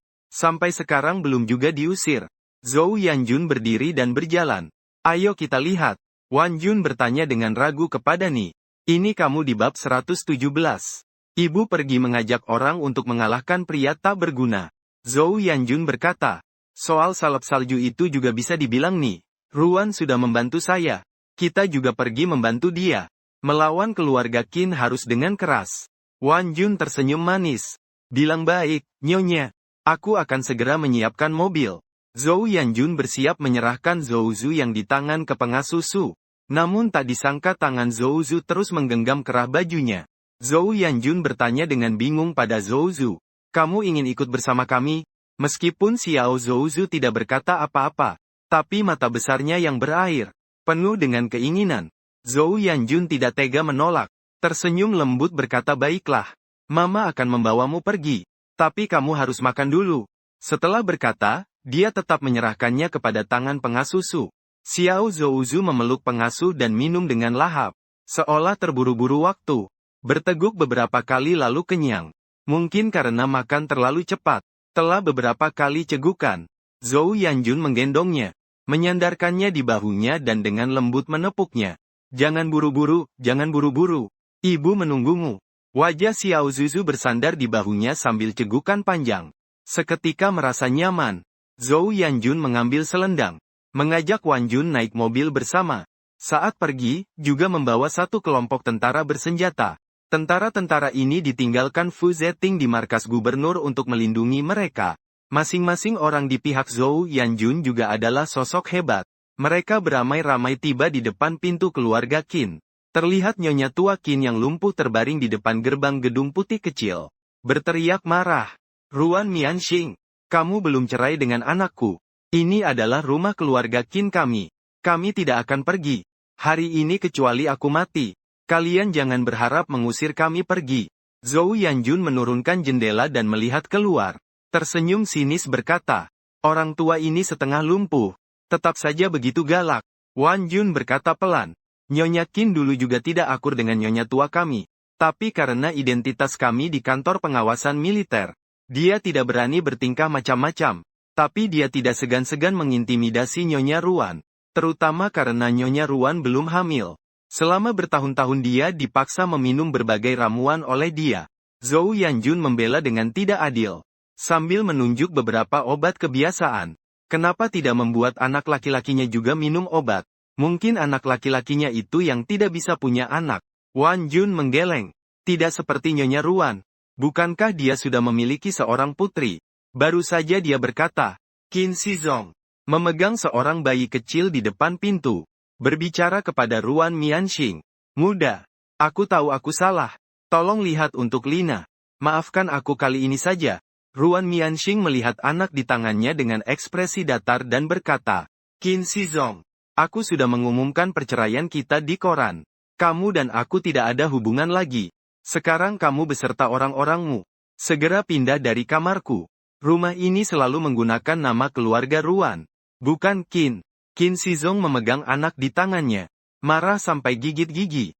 Selirnya beberapa hari lalu kabur bersama pengurus rumah. Sekarang Ruan Mianxing ingin mengusirnya. Dia benar-benar mendapatkan kerugian besar. Pada akhirnya semuanya menjadi sia-sia. Dia memeluk anak yang ada di tangannya dengan rasa tidak puas. Berpikir bahwa bintang keberuntungan ada di tangan. Segalanya bisa diselesaikan dengan mudah. Ruan Mianxing, hari ini aku tidak akan pergi. Aku ingin melihat apa yang bisa kau lakukan padaku. Qin Shizong berubah menjadi ekspresi yang dingin. Berseri berkata, keluarga Ruan kalian dulu mendukungku memang benar. Tapi semuanya ini kuperoleh dengan hasil jerih payahku sendiri. Tidak ada hubungannya denganmu sama sekali. Kalau memang mau bercerai, yang harus pergi adalah kamu. Ruan Mianxing tertawa sinis. Yang kamu capai, adik lelaki baikmu kehilangan setengah dari hartamu karena berjudi. Menjual pabrik tekstil milikmu. Apa yang masih kau miliki? Gedung putih kecil ini dulu adalah mahar pernikahanku. Tidak ada hubungannya denganmu sama sekali. Dia berkata. Tatapan menjadi dingin. Kalau orang-orang itu tidak mau pergi, buang mereka keluar untukku. Kau berani? Qin Shizong marah besar. Para pengawal di belakangnya menyerbu maju bersamanya. Terlihat seperti akan berkelahi dengan orang-orang Ruan Mianxing. Ruan Mianxing juga membawa orang. Tapi kedua belah pihak yang berseteru tidak pasti menang. Pada saat itu Zhou Yanjun turun dari mobil sambil menggendong anak. Memimpin sekelompok tentara berjalan menuju mereka. Aku berani jika dia tidak berani. Qin Shizong mendengar suara itu lalu menengadah melihat. Terlihat sekelompok tentara mengelilingi mereka rapat-rapat. Memegang senapan di tangan. Satu persatu wajah mereka. Penuh aura membunuh. Bab 118. Mengusir ayah sampah dari rumah. Orang-orang yang dibawa Zhou Yanjun satu persatu mengacungkan senjata ke arah Qin Shizong dan yang lainnya. Qin Shizong melihat ujung senjata. Ketakutan sampai berkeringat dingin. Melangkah mundur 2 langkah. Melihat dengan heran kepada orang yang datang. Istri komandan militer. Kenapa kamu datang? Zhou Yanjun memegang anak dan melangkah maju 1 langkah. Kalian membuat keributan di jalan. Tentu saja aku datang untuk menegakkan keadilan. Istri komandan militer. Ini adalah urusan rumah tangga kami. Qin Shizong membungkuk sambil merendah berkata urusan rumah tangga. Kalian berteriak-teriak di jalanan ini apa urusan rumah tangga? Zhou Yanjun berkata sambil memberi kode pada Wan Jun di sampingnya. Wan Jun mengeluarkan surat kabar yang menyatakan Ruan Mianxing mengumumkan pembatalan hubungan pernikahannya dengan Qin Shizong. Tuan Qin, Anda dan Nyonya Ruan sudah bercerai. Anda ribut-ribut di depan rumahnya seperti ini adalah mencari masalah. Qin Shizong melihat koran dengan wajah yang langsung berubah menjadi sangat marah. Saya tidak setuju untuk bercerai. Itu Ruan Mianxing yang secara sepihak memasang iklan di koran. Siapa bilang tidak? Ruan Mianxing mengeluarkan sebuah perjanjian perceraian yang disepakati kedua belah pihak dari dalam pelukannya. Dengan keras dilemparkan ke wajah Qin Shizong. Ini yang kamu tanda tangani sendiri. Masih ada saksi juga. Qin Shizong dengan panik mengambilnya. Bagaimana bisa seperti ini? Saya sama sekali tidak berhutang padanya. Sambil berkata dengan tangan gemetar. Dengan panik membuka perjanjian yang ada di tangannya. Melihat tulisan besar tanda tangannya di atasnya. Langsung sadar. Terakhir kamu bilang ada bisnis besar yang datang. Membuatku tanda tangan. Jadi ini maksudmu? Ruan Mianxing berkata dengan suara dingin. Apa yang kamu katakan? Saya benar-benar tidak mengerti. Perjanjian cerai ini adalah tanda tangan langsungmu. Qin Shizong. Sekarang kita sudah bukan suami istri. Cepat keluar dari rumahku. Selama waktu ini, Ruan Mianxing tampak tidak berbuat apa-apa. Tapi sebenarnya dia sudah mengatur semuanya di belakang layar. Dia diam-diam menarik kembali milik keluarga Ruan. Toko dan pabrik yang dulu diberikan pada Qin Shizong.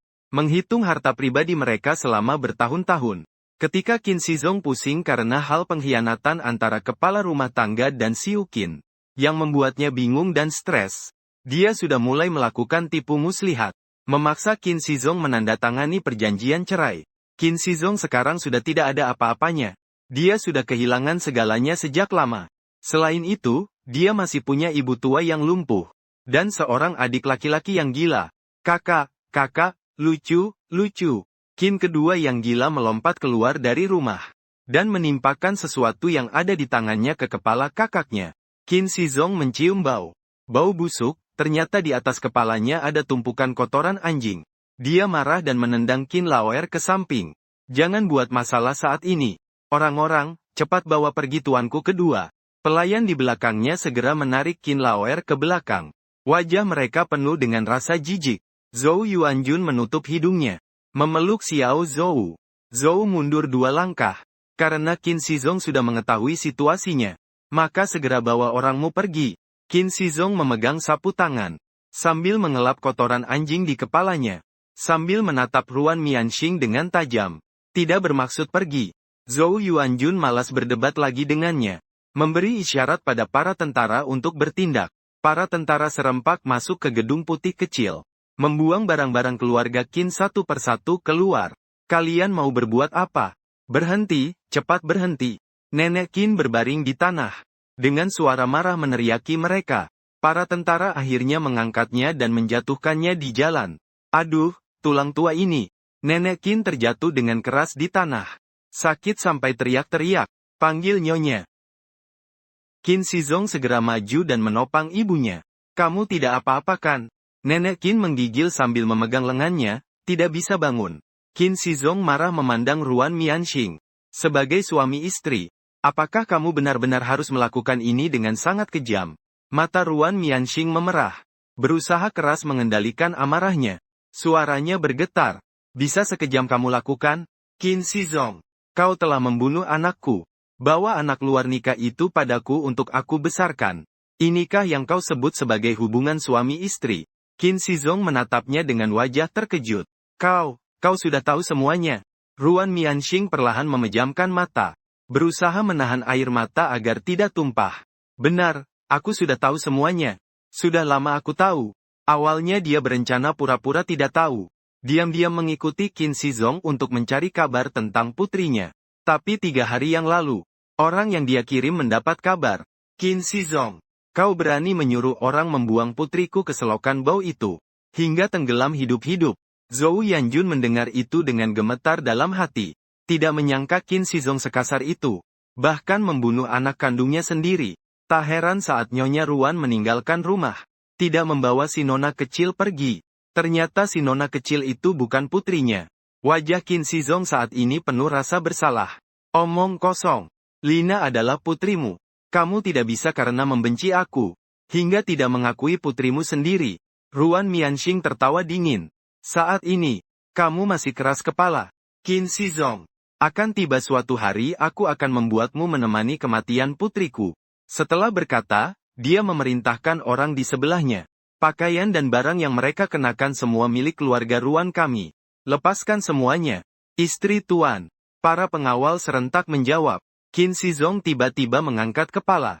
Berani kalian. Zhou Yanjun. Saat itu tentara istana memberikan kode dengan mata mereka lagi. Mereka mengarahkan ujung tombak lagi ke Qin Shizong. Qin Shizong langsung membatu. Menundukkan kepala dan menggigit giginya dengan erat. Menekan semua kebencian dan ketidakpuasan dalam hatinya. Para pengawal kemudian maju ke depan. Menarik pakaian Nyonya Tua Qin dan Qin Lao Er. Bab 119. Adalah ibu angkat sekaligus ibu kandung. Qin Shizong sendiri cukup tahu diri. Sebelum mereka bertindak, ia mulai melepaskan pakaiannya satu persatu. Akhirnya hanya tersisa satu baju putih dan celana dalam. Ruan Mianxing melirik sebentar. Belum selesai melepasnya. Sisa pakaiannya biarkan mereka yang membantu kamu saja. Tanpa perlu. Qin Shizong marah. Matanya dipenuhi pembuluh darah merah. Merasa sangat malu dan marah. Menggigit giginya dan melepas baju putih yang dikenakannya. Memperlihatkan tubuh pria parubaya yang mulai gemuk dan mengenakan celana pendek hitam. Orang yang lewat di samping melihatnya. Sibuk menunjuk-nunjuk. Lihat Tuan Qin ini semena-mena karena keluarga Ruan. Sekarang dia mendapat balasan, ya, juga tidak tahu bagaimana buruan dulu bisa menyukainya. Area selangkangannya juga tidak berdaging banyak. Haha, kalau melihat sekali saja, orang yang tidak tahu, bisa mengira dia seorang Kasim. Jangan bilang itu, serius jangan bilang. Mungkin dia memang Kasim istana dulu. Atau mungkin sudah dikebiri. Siap untuk dikirim ke istana. Namun ternyata istana sudah tidak ada. Haha, tawa mereka makin keras. Wajah Qin Shizong pucat pasi. Tidak sanggup mendengar lebih lanjut. Menggendong Lina yang jatuh di tanah. Berbalik dan akan lari. Ketika dia pergi, dia tidak lupa menoleh melihat Ruan Mianxing. Dengan gigi gemeretak berkata, Ruan Mianxing, kamulah yang menolak Lina. Kamu akan menyesal. Ruan Mianxing tidak mengerti maksud kata-katanya. Seorang anak perempuan selir. Kalau dia menolak, apa ada yang perlu disesali? Qin Shizong memeluk Lina dan melangkah cepat menuju sebuah mobil di depan. Namun wanita itu belum sempat naik. Sudah diturunkan oleh orang Ruan Mianxing. Mobil Tuan Qin ini juga milik keluarga Ruan. Pergi sana-sana. Qin Shizong jatuh ke tanah. Memeluk erat anak yang ada di pelukannya. Baiklah. Ruan Mianxing. Kamu memang kejam. Setelah berkata, dia berbalik dan memberi perintah kepada penjaga. Bawa wanita tua dan Yang Master kedua. Kita pergi. Pengawal masih cukup setia. Menggendong Qin Lao Er dan Qin Lao Furen. Bersama Qin Shizong meninggalkan tempat ini. Saat mereka pergi, mereka hanya membawa sebuah gerobak kayu dan beberapa keranjang sayur yang mereka bawa saat datang. Saat Qin Shizong pergi, dia memandang dalam-dalam ke Lina yang ada di pelukannya. Wajahnya yang tadinya suram kembali menyalakan harapan. HMPH Ruan Mianxing, kau tunggu saja aku. Dengan bintang keberuntungan di sisiku. Cepat atau lambat aku akan bangkit kembali. Saat itu jangan bilang keluarga Ruan saja. Bahkan kantor gubernur pun tidak akan aku pedulikan. Setelah dia berkata, dia memeluk erat bayi di pelukannya. Bayi kecil itu dipeluk terlalu erat oleh dia. Tidak lama kemudian, menangis keras.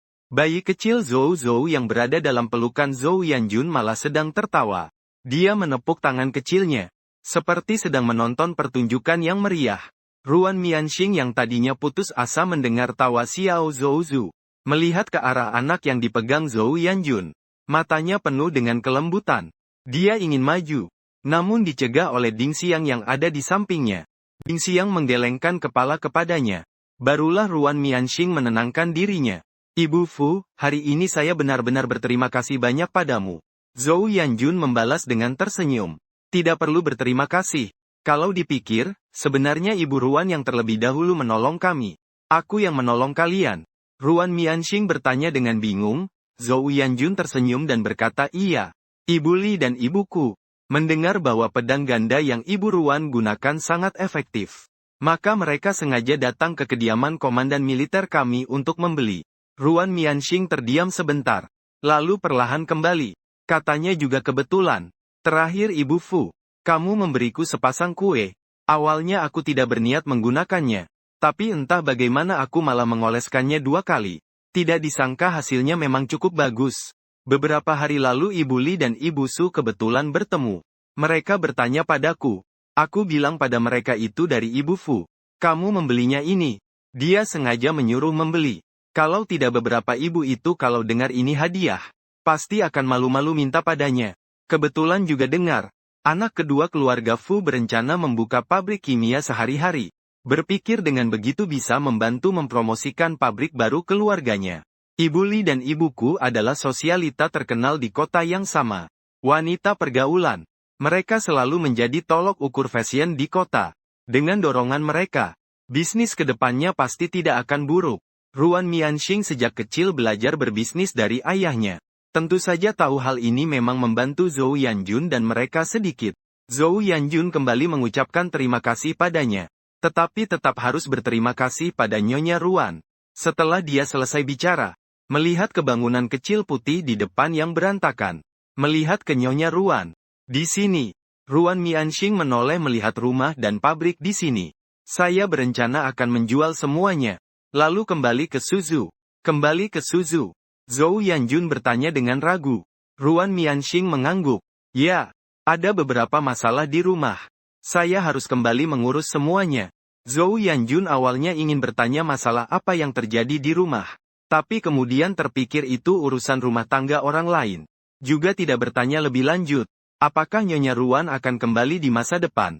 Ruan Mianxing memandang bayi kecil yang dipeluknya. Tentu akan kembali. Zhou Yanjun tersenyum berkata. Kalau begitu bagus. Nanti masih ada kesempatan bertemu lagi. Ruan Mianxing ragu-ragu sejenak. Kemudian bertanya pada Zhou Yanjun. Nyonya Fu. Saya dan keluarga Anda punya ikatan. Ada permintaan. Tidak tahu apakah Nyonya Fu mau mengabulkan. Zhou Yanjun bertanya permintaan apa. Ruan Mianxing menatap lembut Xiao Zhouzu. Mata penuh dengan harapan. Bolehkah nona kecil keluarga Anda menganggap saya sebagai ibu baptisnya? Kalau dipikir-pikir, seandainya anak perempuan saya juga masih hidup, seukuran dengan nyonya kecil. Zhou Yanjun mendengar dia berkata begitu. Menebak bahwa dia terlalu sedih karena kehilangan putrinya. Makanya dia tersenyum dengan gembira seperti itu. Baguslah. Dengan begitu, anak kecil kami Zhou punya satu ibu baptis lagi. Ayo Zhou temu ibu baptismu. Bab 120. Zhou sudah bisa duduk. Ruan Mianxing merasa sangat senang setelah mendengar itu. Menggenggam tangan kecil Zhou. Mata mulai memerah. Penuh dengan kebahagiaan di matanya. Zhou, Xiao Zuzu. Aku adalah ibu baptismu. Mulai sekarang, ibu baptis pasti akan merawatmu dengan baik. Mata basah Zhou yang bening. Melihat ke arahnya. Mulut mengeluarkan suara mungu. Seperti sedang menjawab. Ruan Mianxing mendengarkan dengan wajah penuh senyum.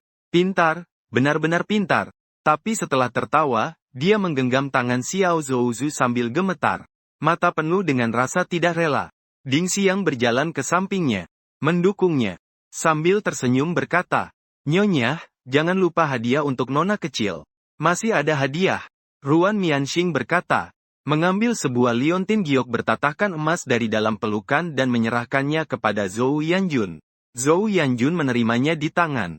Ini kata Ruan Mianxing tersenyum ringan. Ini adalah hadiah pertemuan yang saya berikan untuk putri angkat saya.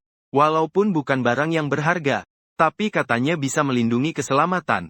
Memberikan ini kepada Zhouzu sangat cocok. Zhou Yanjun menggantungkan liontin giok ini di leher Xiao Zhouzu. Kalau begitu saya akan mewakili Zhou Zhou. Terima kasih Ibu Baptis. Ruan Mianxing. Mendengar kata Ibu Baptis. Sangat bahagia.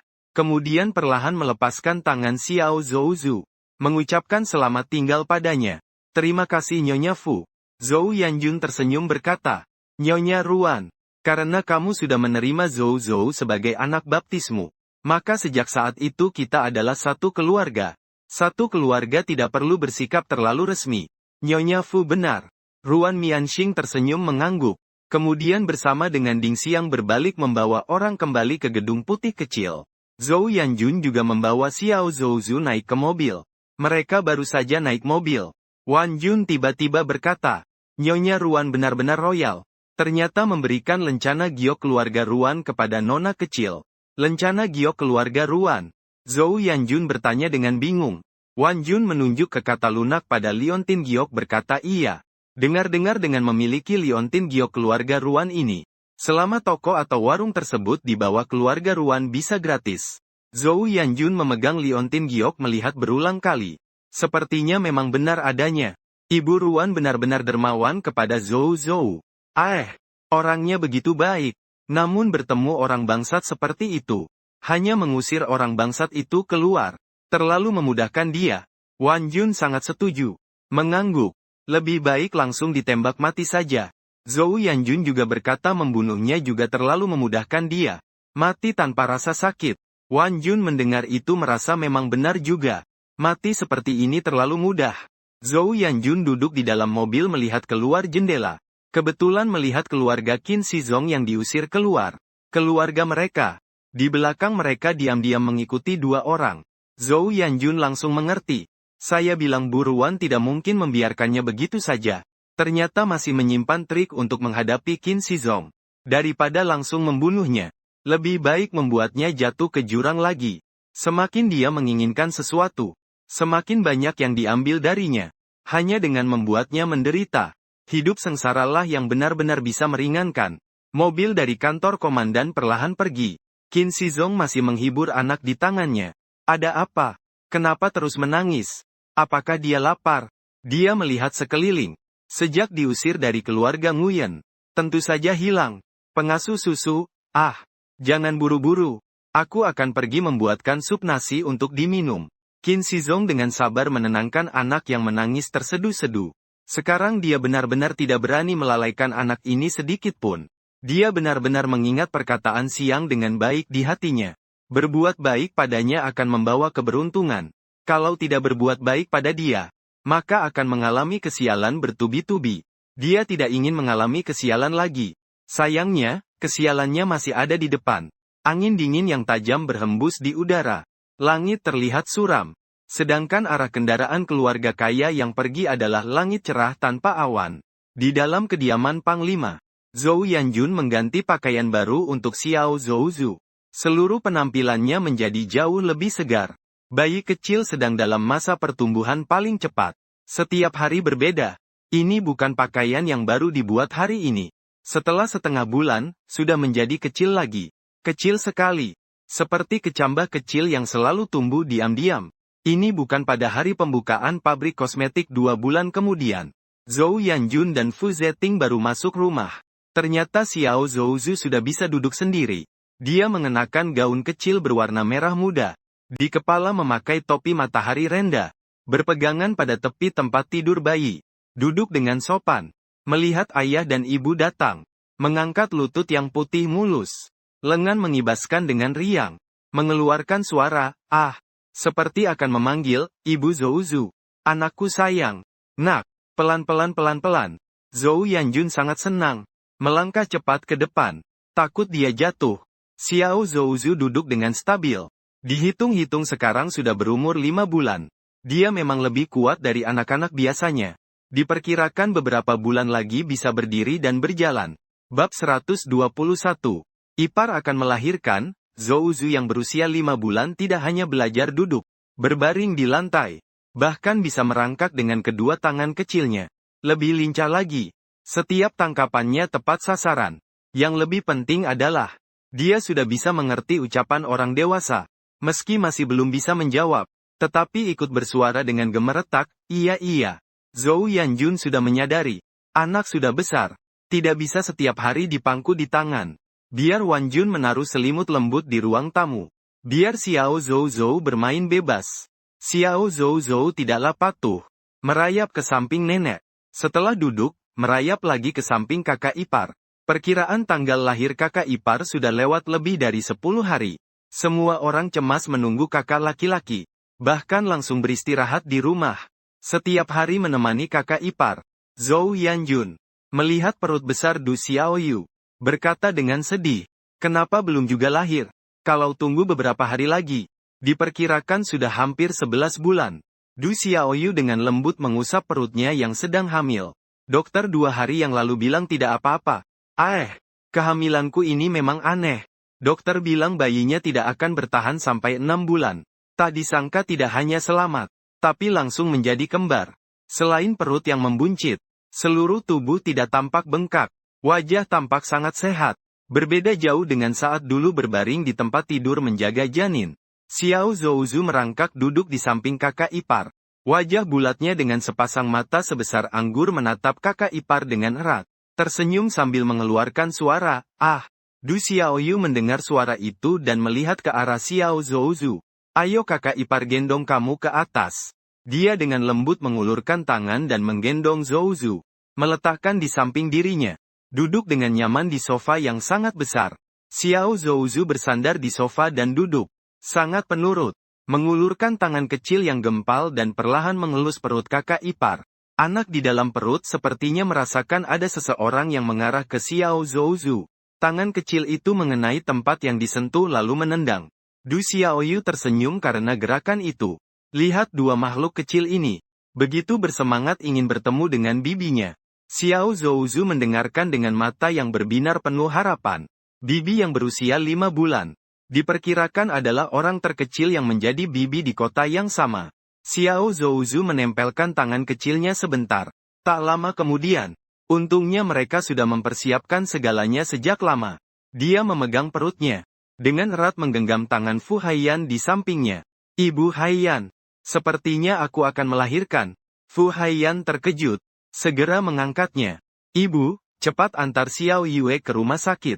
Baik, kita cepat pergi. Zhou Yanjun sangat bersemangat. Mengganti pengemudi dan semua keluarga naik mobil menuju rumah sakit. Ketika Zhou Yanjun pergi, awalnya menyerahkan Xiao Zhou kepada pengasuh. Tapi Xiao Zhou menarik pakaiannya dan tidak mau lepas. Dia terpaksa membawa Zhou bersama ke rumah sakit. Karena Du Xiaoyu mengandung kembar. Mereka sudah menghubungi dokter yang terbaik di rumah sakit sejak lama. Untuk melakukan operasi caesar. Di kota yang sama, ibu hamil dengan operasi caesar tidak banyak. Atau dokter yang bisa melakukan operasi ini juga tidak banyak. Tentu risikonya juga sangat besar. Dokter yang diundang dengan biaya besar oleh Fu Zeting. Untuk memastikan persalinan Du Xiaoyu aman tanpa bahaya. Setelah Du Xiaoyu dibawa ke rumah sakit, dia langsung dibawa ke ruang perawatan. Dokter yang segera memeriksanya dan mengatakan sudah mau melahirkan. Selain itu dua anaknya berat badannya cukup besar. Kalau tidak hati-hati akan mudah mengalami kesulitan saat melahirkan. Pendarahan hebat. Harus melakukan operasi caesar untuk mengeluarkan kedua anaknya. Zhou Yanjun mendengar langkah kaki di sampingnya bergeser. Fu Haiyan semakin tegang. Tangan keduanya sedikit bergetar. Dokter yang meletakkan stetoskop.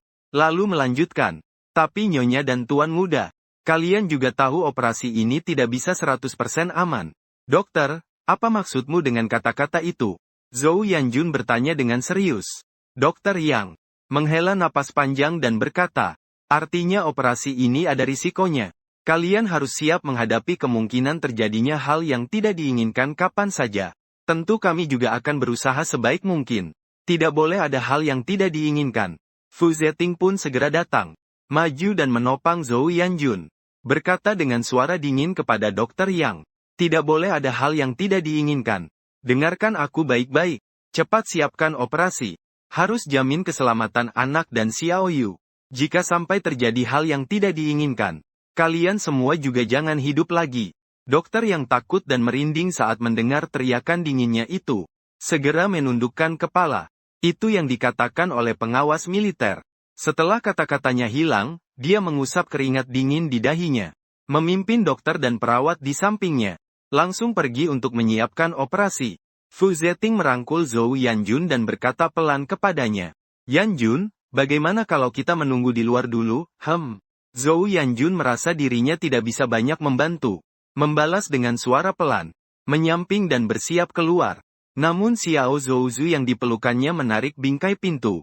Zhou Yanjun bertanya dengan heran pada Zhouzu. Kamu ini, Xiao Zhou. Zhou. Matanya yang basah berkilau. Melihat ke arah kakak ipar di ranjang sakit. Mengulurkan tangan kepadanya. Zhou Yanjun tiba-tiba mengerti. Kamu ingin tetap tinggal menemani kakak ipar. Xiao Zhouzu bertepuk tangan. Ngai. Buncit yang mengorok. Wajah penuh kesungguhan. Pertama kedua Zhang. Zhouzu bisa membuat kakak ipar tidak sakit. Zhou Yanjun melihat dia maju seperti itu. Dengan hati-hati meletakkan Xiao Zhouzu di samping Du Xiaoyu. Berbaring dengan patuh. Xiao Zhouzu berbaring di samping kakak ipar. Sangat bersemangat. Mengeluarkan tawa dari mulutnya. Du Xiaoyu awalnya sangat tegang. Tapi mendengar tawa Xiao Zhouzu, wajahnya menjadi sedikit lebih baik. Memiringkan wajah sambil memegang tangan kecil Xiao Zhouzu. Penuh kelembutan. Zhouzu, kamu mau menemani kakak ipar? Xiao Zhouzu beberapa kali mengeluarkan suara. Seperti sedang mengeras. Du Xiaoyu melihat warna wajah Xiao Zhouzu menjadi jauh lebih baik. Fu Haiyan melihat itu lalu berkata kepada Zhou Yanjun. Ibu di sini serahkan saja pada saya dulu. Kamu dan ayah tunggu di luar dulu. Nanti aku akan menggendong Xiao Zhouzu keluar juga baik. Zhou Yanjun penuh kekhawatiran mengiyakan. Dengan berat hati mengikuti Fu Zeting meninggalkan ruang operasi. Tepat di sebelah ruang perawatan. Perawat dan dokter sedang mempersiapkan alat operasi. Operasi sesar sebenarnya tergolong operasi yang jarang di kota yang sama. Jadi para dokter sangat berhati-hati. Saat ini Du Xiaoyu sudah sakit perut yang tak tertahankan. Di sampingnya Fu Haiyan menggenggam tangannya erat. Xiaoyu jangan takut, aku ada di sini. Kakak sulung yang biasanya tegas dan tenang. Sekarang matanya merah. Seolah-olah detik berikutnya akan menangis. Namun dia sangat menahan diri. Buat diri tetap tenang. Xiao Zhouzu duduk di kasur sebelah. Memandang kakak dan kakak ipar dengan mata besar terbuka. Dia dengan susah payah berbalik dan duduk. Pelan-pelan merangkak ke samping kakak iparnya. Mengulurkan tangan kecil yang gemuk. Sekali lagi dengan lembut mengelus perut kakak ipar. Du Xiaoyu tadi masih kesakitan sampai berkeringat dingin. Tapi detik berikutnya tiba-tiba merasa agak lebih baik. Tak hanya tidak sakit lagi. Bahkan merasa lebih ringan seluruh tubuh. Fu Haiyan melihat wajahnya sedikit membaik. Segera bertanya padanya bagaimana keadaannya. Xiao Yue Du Xiaoyu menundukkan kepala melihat ke samping. Melihat dengan patuh Xiao Zhouzu. Terlihat agak melamun. Saya tidak apa-apa. Fu Haiyan mengeluarkan sapu tangan dan mengusap keringat di dahinya. Jangan khawatir. Nanti juga bisa menjalani operasi. Du Xiaoyu mengangguk. Sekali lagi menatap Xiao Zhouzu. Wajah merah merona Xiao Zhouzu yang montok. Hari ini tidak mengenakan topi kecil. Rambut ikal hitam pekat digulung di atas kepala. Sangat lucu.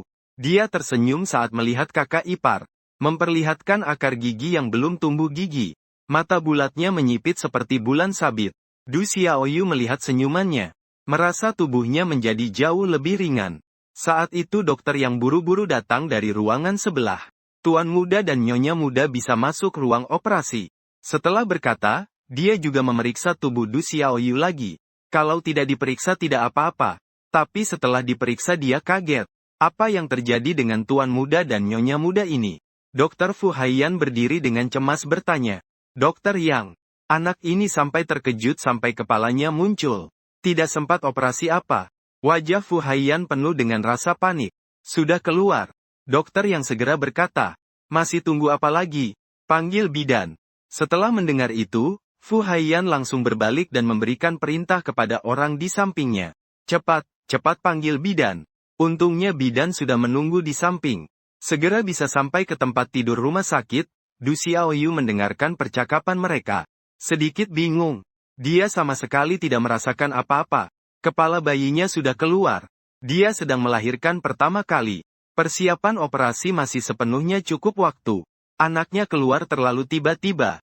Xiao Zhouzu saat ini bersandar di samping Du Xiaoyu dan berbaring. Lengan kecil memeluk lengan kakak iparnya. Sebuah tangan kecil yang mungil sudah perlahan menyentuh perutnya. Tidak menunggu bidan datang. Anak pertama telah lahir. Tangisan bayi pertama terdengar di ruang perawatan. Du Xiaoyu masih belum merasakan sakit. Seperti mengalami susah buang air besar yang sudah bertahun-tahun. Bahkan lebih ringan dan tidak terlalu menyiksa. Nih, muda tidak buru-buru. Masih ada bidan yang menyuruhnya untuk berusaha keras. Dia pun mengikuti untuk berusaha keras. Zhou Yanjun mendengar tangisan anak. Di luar ia gelisah tak keruan. Sudah lahir? Ini sudah lahir. Bagaimana bisa secepat ini? Xiaoyu tidak apa-apa kan? Fu Zeting menenangkannya dan berkata, tenang, pasti tidak apa-apa. Kamu lupa Zhou masih di dalam. Zhou Yanjun terkejut tiba-tiba. Iya. Zhou masih di dalam ruangan. Dia khawatir anaknya di dalam akan ketakutan. Tapi si anak justru nyaman berbaring dalam pelukan kakak iparnya. Wajah kecilnya penuh senyuman. Du Xiaoyu mengikut bidan mengejan dengan keras. Sedikit demi sedikit merasakan sakit lagi. Xiao Zhouzu menempelkan tangan kecilnya lebih erat. Du Xiaoyu merasakan kehangatan di perutnya. Lalu seluruh tubuhnya merasa sedikit lega. Saat mengejan lagi, anak kedua juga keluar. Bidan menerima anak kedua itu. Membantu memotong tali pusar. Dengan senyum lebar berkata, selamat untuk nyonya muda sudah melahirkan seorang pangeran kecil dan putri kecil. Bab 123. Zhouzu yang menjadi bibi kecil Du Xiaoyu terdengar menghela napas lega. Di wajahnya muncul senyum. Xiao Zhouzu yang terbaring di samping mengulurkan tangan kecilnya. Lembut menyentuh wajah kakak iparnya. Seolah menenangkan bidan. Sambil membantu mengenakan pakaian untuk kedua anak. Sambil menghela napas berkata, biasanya wanita melahirkan satu anak bagaikan melewati gerbang maut. Nyonya pertama benar-benar beruntung. Hari ini kedua anak ini lahir dengan lancar. Dokter yang memeriksa kondisi Du Xiaoyu juga ikut berkata iya. Nyonya pertama pendarahannya tidak banyak. Tidak ada sobekan. Istirahat dengan baik. Diperkirakan besok sudah bisa berjalan. Para bidan satu persatu menghela napas berkata iya. Kehamilan nyonya pertama ini sangat baik. Mereka berbalik dan bersiap menyerahkan kedua anak itu kepada Fu Haiyan yang menunggu di luar. Tapi tak disangka Fu Haiyan melangkah lebar memasuki ruangan. Langsung melewati kedua anak itu dan menuju ke sisi Du Xiaoyu. Xiaoyu, kamu tidak apa-apa kan? Du Xiaoyu menggelengkan kepala. Tersenyum berkata, aku tidak apa-apa. Dokter yang tertawa di samping. Istri pertama dan ibu anak tiga semuanya selamat. Mata Fu Haiyan yang merah tidak bisa menahan lagi. Diam-diam meneteskan beberapa tetes air mata. Tapi agar Du Xiaoyu tidak menyadarinya, dia menyembunyikan dengan senyum. Tadi tiba-tiba begitu khawatir. Aku kira itu, kata Du Xiaoyu sambil tersenyum padanya. Apa yang kamu pikirkan, mengira aku akan celaka? Fu Haiyan tidak menjawab. Dokter yang mendengarkan percakapan mereka, tersenyum berkata, memang agak panik, tapi ini hal yang baik. Meskipun operasi tidak dilakukan, tapi sekarang terlihat, tubuh istri pertama lebih baik pulih dibandingkan setelah operasi. Dia sudah sering melakukan operasi caesar, tapi dia juga tidak berani menjamin setiap kali tidak ada komplikasi. Kali ini, ketika datang atas undangan markas komandan,